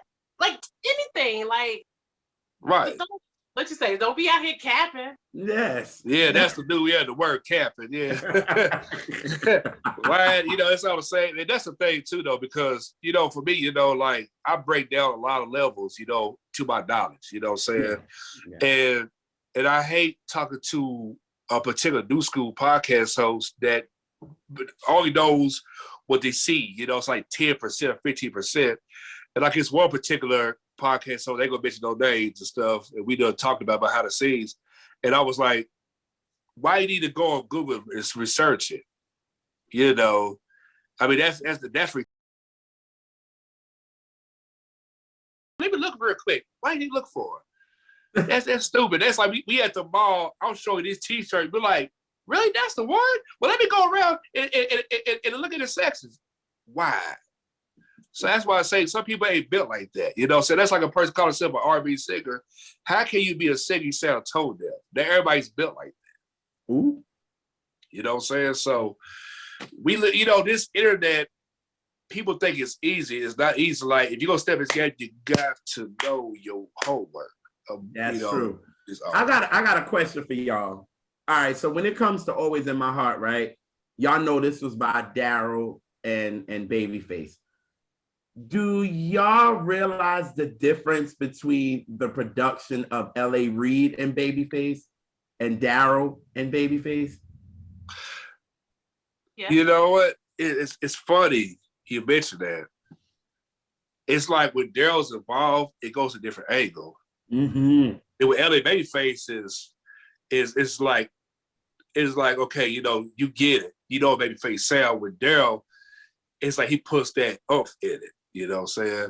Because I asked y'all that because I was like, this Always in My Heart kind of reminds me of like Monica's Why I Love You So Much, Drew Hill's We're Not Making Love No More, End of the Road type of, you know what I'm saying? Like, right. It had that, it had, to me, it was like a different key that Daryl would be playing rather than L.A. Reid. Because, L.A. Reid was more for the up-tempos of, Bobby's Don't Be Cruel and that type of production, you know what I'm saying? But Daryl's was always smooth. It was always just something smooth. And I think that's why, again, it fit Tevin's new album to me. And that's what was needed more. You know what I mean? That's why I felt like, to me, Babyface and Northern Michael Ward and Daryl Simmons was the ones that needed it. And like Sis said, where was Al B. Sure and Kyle West? Because they would have gave it that underlying grit that we love from Tevin. You know what I mean? And I feel like Daryl and Babyface knew the singles as far as this is what we need. We know these are singles, but we need these album cuts. And that's where I think Nada comes in and I'll Be Sure. But it was like, I always looked and I used to be like, well, wait a minute. Babyface and L.A. Reid, and this is back then. I'm like, Babyface and L.A. Reid always work together. So I'm like, well, where the hell is L.A. Reid at? That's what me looking at liner notes. I'm like, where's L.A. Reid? I thought it was always Babyface and L.A. Reid. But then when I'm listening to these songs, I'm like, oh, I get the difference. Now I'm like, to me, L.A. and Babyface had a little bit more, like a little bit more like a beat. Yep. To me, Daryl and Babyface had more of a groove, because that's why if you listen to The End of the Road, it has a groove. It's just this. Yep. And then Always in My Heart is this. You know what I mean? It's nothing there. But when you think about L.A. and Babyface, you think about My Name Not Susan, I'm Your Baby Tonight. Them joints is like.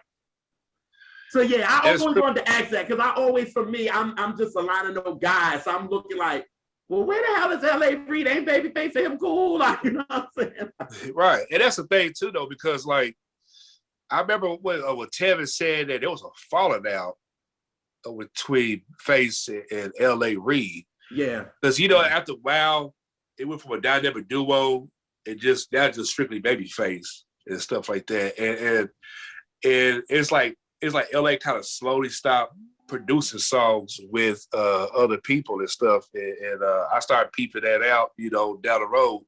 But, you know, that's what I love about, you know, Al B. Sure, Kyle West production and Michael Renata, besides Babyface and them, it's like it hits different, you know, because as an artist, you know, when somebody presents you with songs, you know, like the ones we like and stuff, it's about, you know, the thing about being an R&B singer, that you got to have soul in your voice. You got to have soul in your voice. And when I made that post and I pinned it on IG, and I was talking about the R&B singers of today, is that, you know, when you're a singer, you guys to execute a song. No matter if it's a fast song, a mid-tempo, or ballad, you have guys to have a soul in your voice. Don't sing a song like you rehearsed it. Sing it like you got past it. Because half of the singers, I'm not going to mention no names, and it was on Showtime Apollo, these fans would get them the fuck out of here quicker than Sandman. Taking a broom and wiping them the fuck out. That's the real truth. You know, it's some real, like, I love, well, when Fonte was interviewing Tevin, and how he said that he loves first takes, because he loved when you do a first take, because you're so vulnerable, you're just remembering the song, he said after a while and you keep doing it over and over and over, that magic is gone, the vulnerability is gone, you know what I'm saying? Yep. So he was like, I always like a first take, a vocal first take, because you're completely vulnerable. You're not, you know what I'm saying? Like, it's nothing. It's, you just like remembering the song, you're feeling it. This is your feeling, and that's it. But then that's what it feels like now. It feels like these artists now are doing so many takes that the soul has been completely ripped out of it. You know what I'm saying? Completely ripped. And that's what we're missing. But again, even though on album songs like these, like Always in My Heart, right? And we get the studio version. But when Tevin did that motherfucker live, he still put that oomph that we love about him. He would do this little riffs and little runs when it was necessary, when it made sense, not just doing it just to do it. Hey, Jacques. But at the end of the day, it's like he finesse, and that's what you do. You know what I'm saying? Not running all over the place and doing all that. And that's why I love about Always in My Heart, because I think Tevin played with it. he played with it when he did it live because he knew he couldn't in the studio because you kind of like, this is the role we want and that's it. You know what I mean? So, yeah, because like with Don Cornelius, you know, when he did Soul Train, you had to sing it when it's called like a performance disc. So you had to sing it the way how you record in the studio. But live, you can just execute that at a whole different level. Because I love artists performing live. Don't offense to artists that perform like they was in the studio. When you sing live, we can see the best out of what an artist brings to the table. That's why I miss about stuff like these days. Yeah. You know. Yeah. So speaking of break it down. Yeah. This is this record. And I want sis to speak on this because she spoke about this in a live about how she felt about this. How it kind of hurt her feelings a little bit. Oh, you remember that, sis? Yeah, because I want to hear. Uh-oh. Again, it's another song on here. It's a Prince song, and it didn't really need to be. I can deal with the song. I don't even think it's a bad song. It don't fit the album, and I just don't want to hear a 17-year-old. Yeah, some 17-year-olds is fucking, but I don't. I mean, I was, but still, like, I don't know. Yeah. But I still didn't want to hear that. Not now. Not like this. And you sound kiddish singing it. Yeah. That's why he didn't like the moaning. He told everybody to get out the studio. Tevin was like, it was so many people in the studio. Tevin was like, look, Prince, everybody gonna have to dip because if I got to do all this moaning and all this, I don't feel comfortable with everybody in the room like this. And Prince agreed. You know what I'm saying? And y'all know Prince obviously ended up doing it again and put it on his, I think it's Anticipation album, if I'm not, Emancipation album, I think. He put it on that. Because to me, and look, I'm gonna say this. I have it on a playlist. And y'all know what playlist I mean.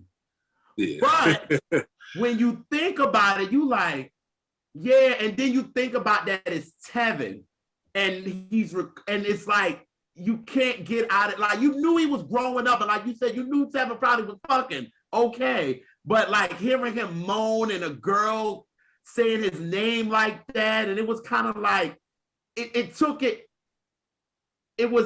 kind of jumped over when he didn't have to. Like I always say about this, and I'm going to say this. Y'all know how Janet did it, right? When Janet always had those sexual type of records, right? Yeah. Always. It was even from Control when she did it. And she was moaning then and all that kind of stuff. But she didn't present it like that. Janet didn't go really full hog until she did the Janet album, which she started showing sexuality. And once she got to the Velvet Rope, it was a wrap. Like, it was done. But she gradually took it there. I think they could have gave Tevin Alone With You. That type of joint. Yep. It could have been an Al B. Shore type of record. And it would have fit. You know what I'm saying? It would have been like, yo, it Alone With You could have really fit on this album, to be honest with you. It could have fit. Yep. And it could have been that. But I think Prince gave him a song that should have went to somebody that was completely older, like over 18. Tevin shouldn't have gotten this record. Even though, again, Tevin he sings it fine. You know what I'm saying? But the nature of the record was a little much. You know what I'm saying? And again, this showed Prince's flaws. It was like, Prince, maybe you shouldn't have gave him this record. You know what I mean? Yeah, that song there was like way too adult. And plus, he was 16, 17. He recorded a song and stuff. Mm-hmm. And I think, you know, Prince should have done better. She should have like toned it down, you know what I'm saying? And be like, you know, let me make something fit what a 16, 17 should be talking about. And I felt like, and that's a problem with labels. They try like, you know, like they force a teenager to be adult. And it kind of like stuns their growth to thinking that, okay, I'm supposed to be, you know, talking like this. I'm supposed to be singing like that. And one thing like this, you know, when they are teenagers, like let a kid stay a kid, you know. Mm-hmm. You know, I can see if he was in his 20s and did that. But with somebody The third album, yeah. Yeah. You know, for somebody that's underage, nah, you know, leave that part out and stuff. Yeah, it didn't seem, yeah, it was just like, nah. Yeah, you that's know what I mean? But yeah. somebody said it was hard back then to write for a kid. You know what I'm saying? But I felt like, shit, Babyface did it. He did write for Tevin. He wrote some great songs for him. Narda Michael Warden gave him great songs to sing. That was his age. He didn't give him the you know, like the kiddish 13, 14-year-old song. He was growing up. So he gave him, he was like Babyface wrote him a song like, girl, can we talk for a minute? Let me holler at you. You know what I'm saying? This is what it is. He like, and then Tevin said, girl, I'm ready. Like, I'm ready. You know what I'm saying? Like, but it's still not, it's not jumping over the edge. It's still reaching that line, but it's not. And this joint went over the line, and it was like, all right, yo. Man. Yeah, Prince was just too freaky, you know. That's all. That part. That part. That's why I'm glad that right after then we got Brown Eyed Girl. I'm glad we got that record. Yeah. I'm so glad we got that record. And Tevin co-wrote the record. And again, he co-wrote the record with Narda Michael Warden. He knew what Tevin needed. He knew what type of song he should be singing. And he sung a record like this. And it was perfect. Perfect. Another favorite for me. Like, but y'all know I'm a horn lover, so I love the horns. I said it first, at least. But you know, for me, I feel like this song gave me Mariah Carey, I Don't Want to Cry. Yeah. That was a great record. Yeah, it gave me that. Yeah, that was the last single. I wish it was a video for that, you know. It seemed to me that Warner Brothers gave up on Michael Renata for whatever reason. I don't understand that. I was gonna say that. They did. This dude won Grammys. He had bigger hits, you know, he had other hits with other artists. Like, how can y'all do it? I'm like, somebody must have been in love with Babyface or something. Or because I'm like, mind you, he is behind a lot of the vocal production when it came to Whitney's Bodyguard. So I'm like, he's huge. Why don't y'all use that? You know what I'm saying? But y'all are pushing this Babyface narrative. Like, don't get me wrong, Babyface got 3 songs on the album. Narda Michael Warden got 4. Prince got 4. So you use more of Babyface than you did Narda Michael Warden, which bugged me out. I'm like, what are y'all doing? Like, don't get me wrong. I'm glad that the Babyface records, but the Babyface records sound like singles. They did. I'm not gonna deny that. But like you said, Don't Say Goodbye Girl or Brown Eyed Girl could have been, again, you want him to reach that. See, Warner Brothers needed us because they could have really put out Don't Say Goodbye Girl, Brown Eyed Girl, and it could have really catered to that, the mainstream audience, and they would have loved it. Because mind you, this is 93. This is when these power ballads are ruling the world. We talking about I Will Always Love You, freaking End of the Road. You got freaking Celine Dion, Power of Love. You got all these songs that's literally ruling the crossover. You got somebody like Tevin Campbell that he just did the album before he did Tell Me What You Want Me to Do, which is a power ballad.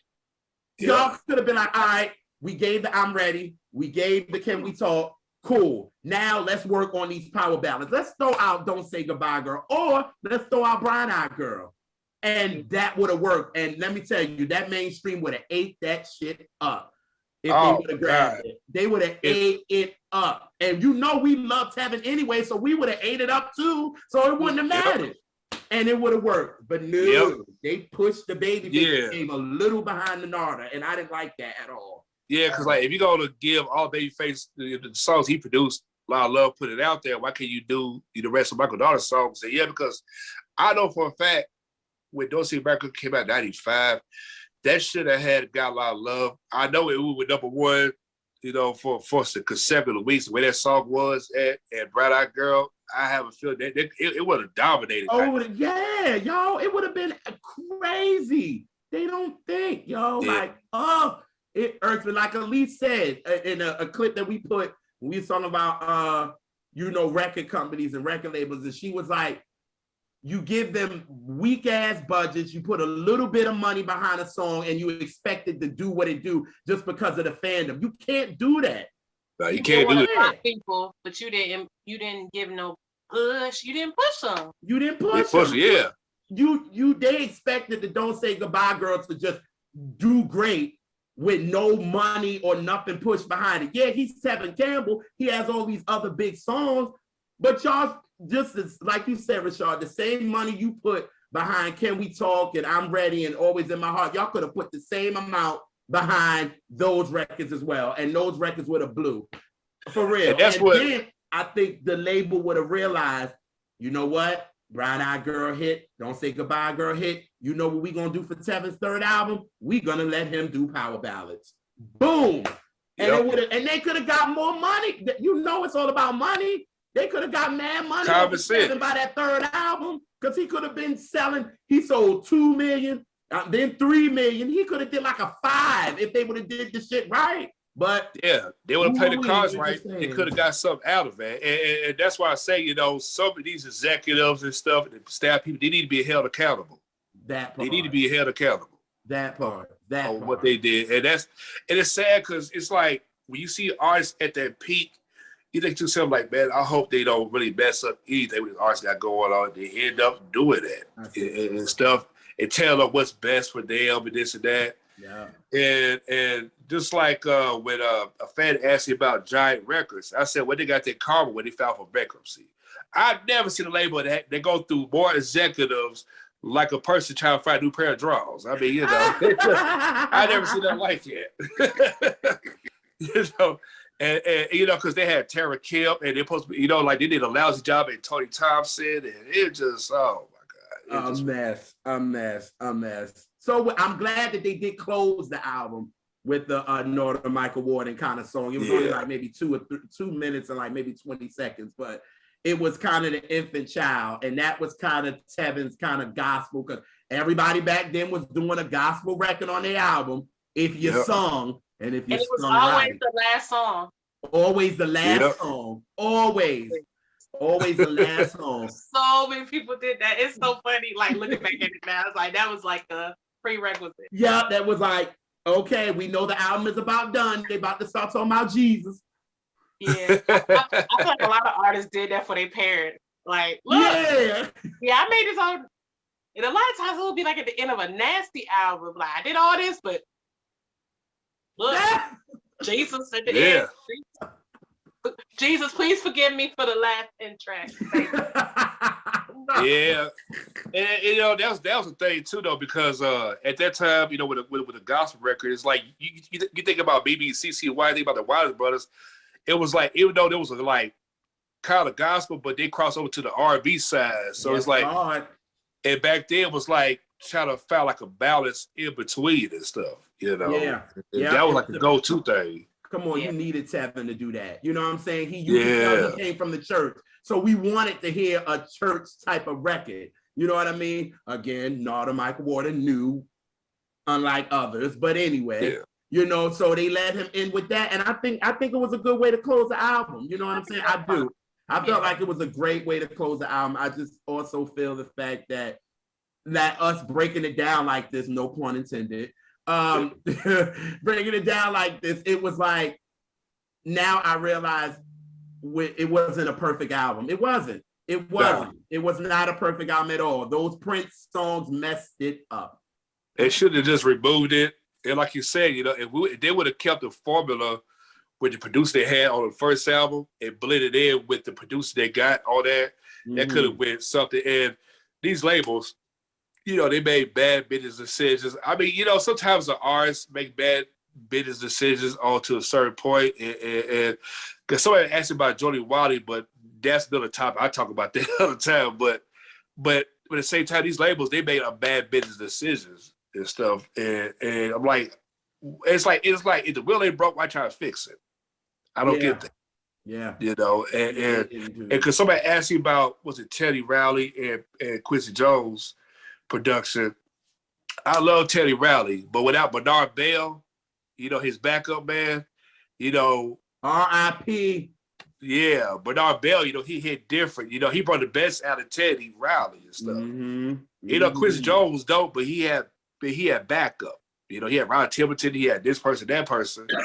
You know what I'm saying? But that's why I say, you know, these labels, they do a horrible job. Yeah. What do you think was best for artists? Yeah. Now, we're not taking away that this album is not classic at all, because it is. Yeah. You know what I mean? Amazing. Album's amazing. It's an amazing. But Yeah, we also, if we gonna break down this album, we got to tell about the flaws on it too. You know what I mean? Tell it, gotta tell it all. and that's why I say, like, no offense to Prince though, but those songs should not been all that already. No. It should have went to himself or whoever. Yeah, you know? And that, to me, it took away his innocence in a certain way. Ooh. You know, where it's like, you know, can we talk already? That fit for, okay, you know, he's becoming a man, but at the same time, let's keep it like that. Right. But let's not make it too, like, okay, he's fully ready. Like, let's go ahead and make a song about him having sex. No, let's not do that. Yeah. You know, because you want to gradually. That's why I like what they did with Brandy. With the second album, they gradually took their time with that.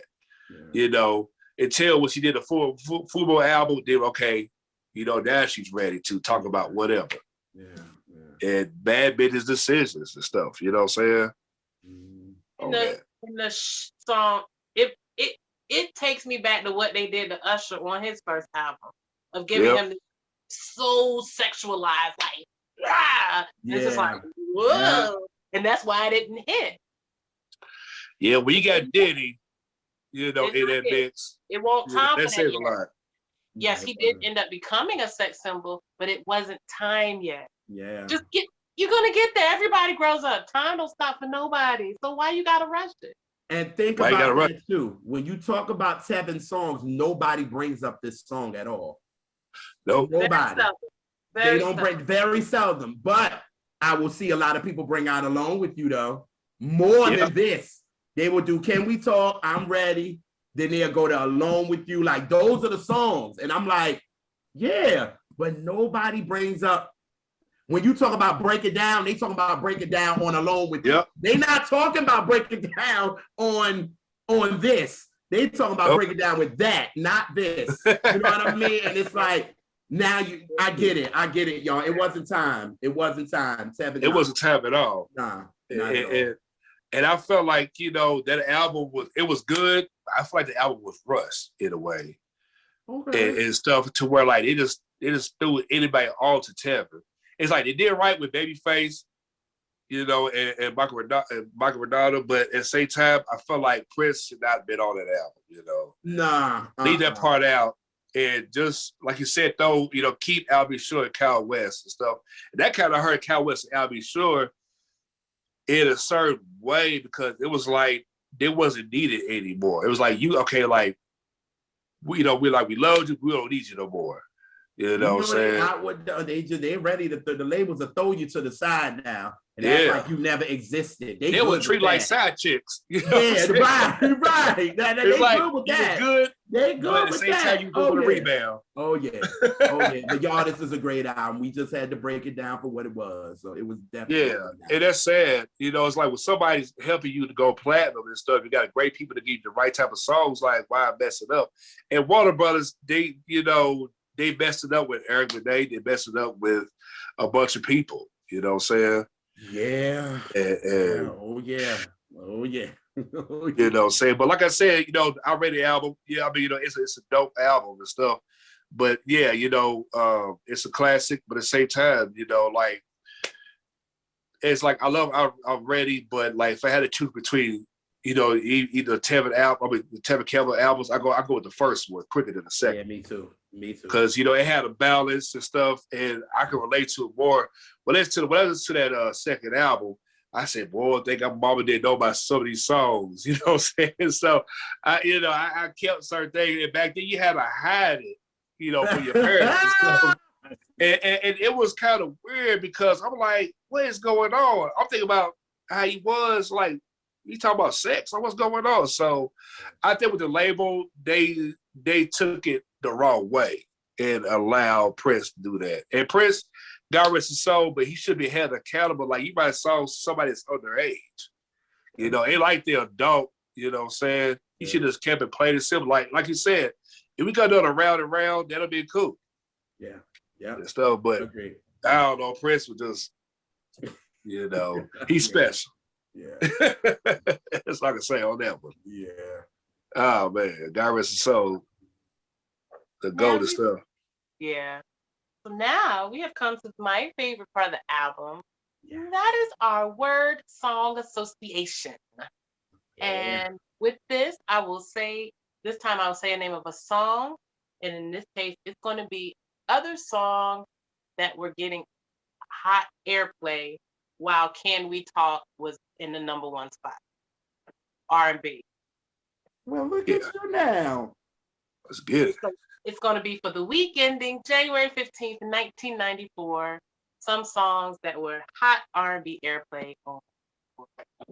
And you just tell me the first word, emotion, or memory, the first thing that comes to your mind when I say that song. You got it? Number 5. Okay. You got it? I got it. Okay. Okay. All right. Well, since we've been talking about Babyface, the #2 song on airplay was Never Keeping Secrets by Babyface.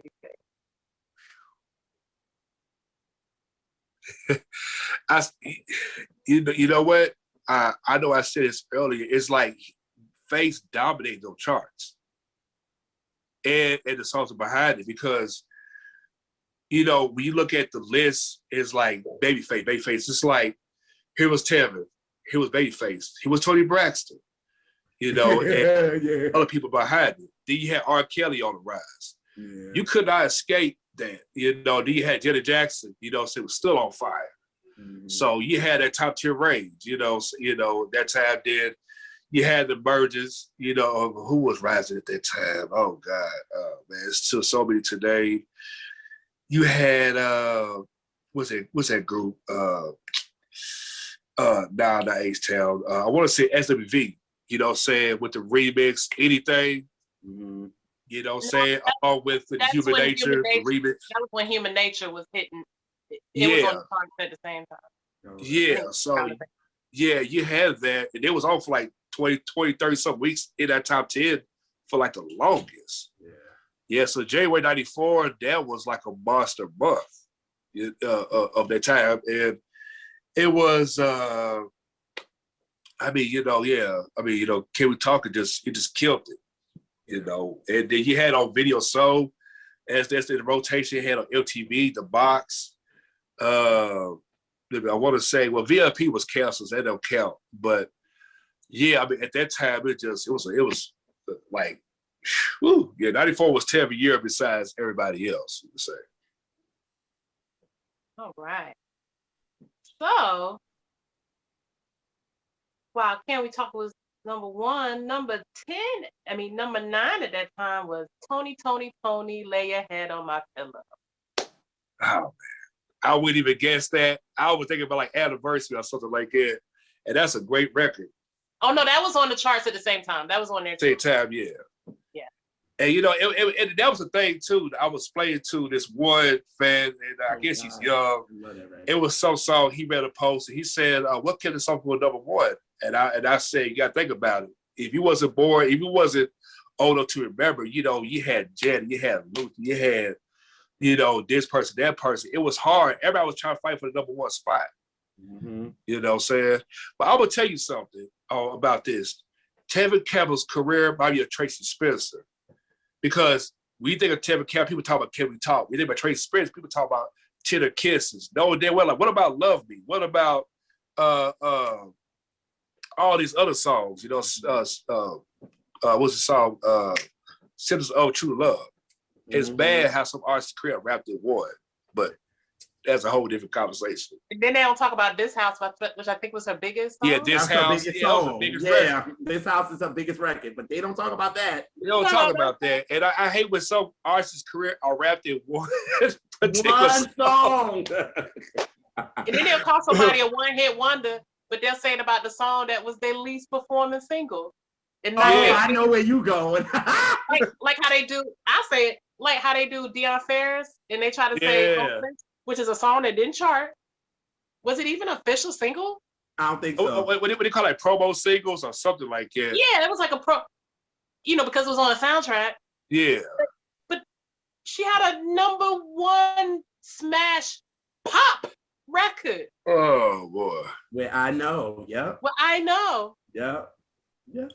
Yep. And other charting pop singles. So that just made my head hurt. Wonder about a song that won't hit. Is it a black hit? Is it a black to the culture? Yes, we know that song. And it's still only like a niche group of us that know that song. It's of a certain age that was into Love Jones. Like that's not really a hit. That's real. It doesn't make any sense and stuff. And that's why, that the Billboard charts, man, Jimmy 94, it was just, you had songs that was on fire for, like, I want to say from the fall, from the end of summer towards the fall up to that point. I mean, stay on top between 14, 15, 20, 30 weeks was like monsters. Everybody was fighting for that spot.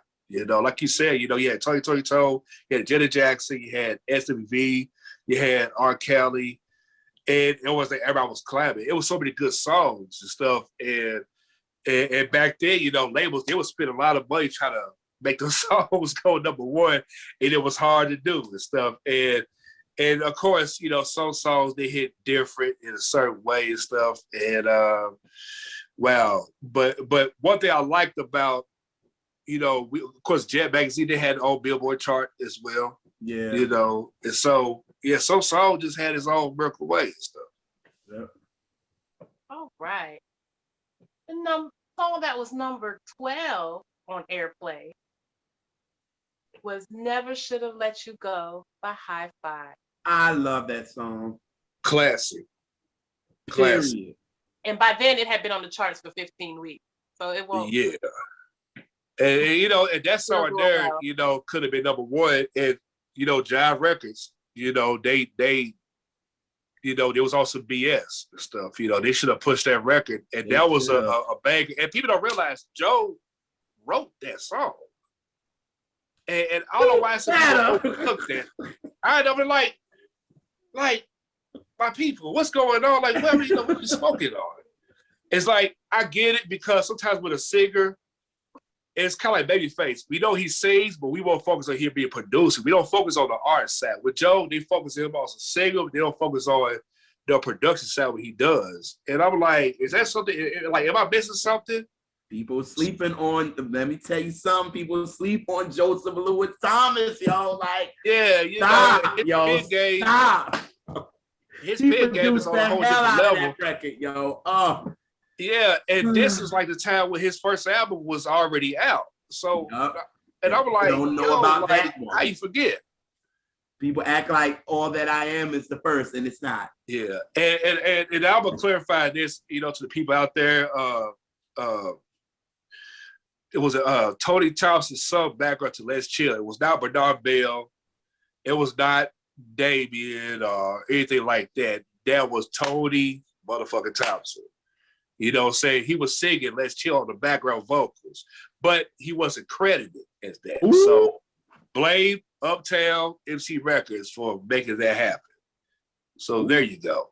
Oh, rest in peace to Bernard Bell and stuff like that. But come on now, they don't sound like a kid. If you don't recognize Tony's voice, there's a problem. They went back to what y'all saying. I just had to get that out. Good. Nah, it's all good. No, that's why it's my favorite part. That's my favorite part. It's certain days just gets on my nerves and stuff. Right. And I'm picking very particular songs. Okay. Mm-hmm. Number 19 has what I consider to be one of Mary J. Blige's most underrated singles, and it's You Don't Have to Worry. Classic. R.I.P. to Kenny Green. Yeah. Yes, God. Yeah, you know, his pen game, once again, another great producer that never got his flowers and stuff. And it's politics in this game. You know, January 94, I'm gonna tell you, it was crazy though, because you know, around that time, you know, the baggy pants was in, the baseball caps became more stylish and stuff, and it was just like that song should have reached higher than what it should have had did. You know, and that's what I like about Video Soul. You know, it's like it reaches goals. Every video went #1 or it stayed in that top 10. Mm-hmm. You know, I hate about the way this politics is. Some songs just got belittled. And I'm like, how can y'all forget over that song? That song was a banger, man. We talking Mary J. Blige, the queen of hip hop soul. Yeah. Please. Yes, God. And like I said, I'm always very strategic in how I order things. Number 12 was Come Inside intro. Ah, classic. Classic. So many babies being made off of that. You know, I was an adult, but I go, and that's another record. You know, it's funny though, because that song is so overlooked. And that's a classic. I mean, you think about intro, people think about the cover song, River in the Sky, which has a banger. And, you know, for some reason, I don't know what it is. That song got, people don't ever talk about that. And you know what's so crazy? We just discussed it, right? That was their biggest charting single. But nobody told, everybody overlooked. They go to River in the Sky, or they go to Love Thing, and they go you know, Let Me Be the One. Those are the ones. But Come Inside is the biggest charting single. How can you overlook a song that did what it's supposed to do? Yeah. You know? I don't get that, man. You know, it's a mess. You know, it's like buying a house, but you don't have no refrigerator, you don't have no washer or dryer, you don't wash your clothes. Like, why you don't want that? I mean, how can you forget all that? Wow, Come Inside. And Come Inside also was a slow burn, because that was in the first week in '94. It was his 22nd week on the charts. Yeah. Damn. So and it was a slow burn because it was a Quiet Storm song. Yeah. Yeah. And so the Quiet Storm is what made that song. Yep. Yeah, that was a bang. You know what? If it wasn't a Quiet Storm format, that song wouldn't have did really much. Nothing. That's why Let Me Be and Love Thing didn't really do what it was supposed to do, because it didn't hit Quiet Storm like that. So Quiet Storm helped intro. I think it had a lot to do with, at the time we had Jodeci, we had Boyz II Men. And I think it had a lot to do with that, because we had a lot of boy bands there.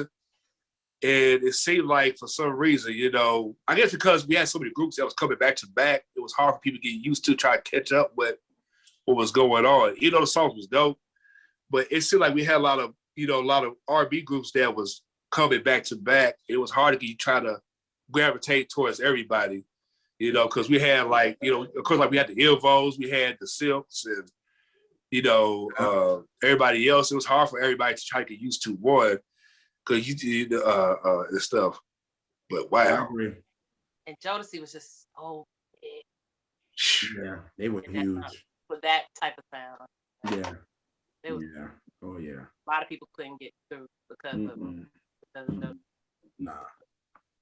Nah, you know, and then that whole list, it was kind of like people waiting on an unemployment check. Everybody was in line and stuff, and trying to get to that main, try to be the first person. And people don't realize, you know, and that's the thing too, because, you know, when Intro is a dope group, it's like they overlooked it. And it's like, you know, and I get it, because you had Intro, you had Portrait, you know, around that time. You had H-Town, you had Silk, you know, you had all these other groups and stuff. So everybody was trying to fight to get their shine and stuff. And it's bad because while the groups was doing their thing and stuff, the whole world was focused on the main top 4 or 5 and stuff. Yeah. And everybody else still like everybody got left out. Even the female groups. It's like you had Jade, you had it was so many female R&B groups in the team, but everybody was focused more on Info and with the TLC SDV. And I get it, but there's other females too that was dope as well. Mm-hmm. So yeah, that was something at the time. Mm-hmm. Mm-hmm. Well, we You thank know. you for hanging out with us. Yes. Oh yeah, thank you. So very This was dope. This was Yeah, dope. I appreciate it. I appreciate you guys inviting me on here. Oh, you know? nah. We got I can't wait for Tevin to see this so he can understand how a tribute of an album is supposed to be done. Yeah, exactly. You know, because I always want to get on here. And I thought to myself, I said, man, you know, these guys speak my language and stuff. And no offense to other platforms I've been invited to, I just feel like the conversation always went left and stuff. And this is the first and only platform I've been on where y'all speak the same language I speak and stuff. It's not all this, you know, going on and stuff. I'm like, what are we doing? And stuff. But thank you for inviting me. I'd love to be on here again. But yeah, I had to get this off my back because so many bozos get on here and talk about Tevin Campbell. Can we fucking talk? Please, to all the people out there, if you're doing a podcast, you talk about Tevin Campbell, just stop focus on this one song, please.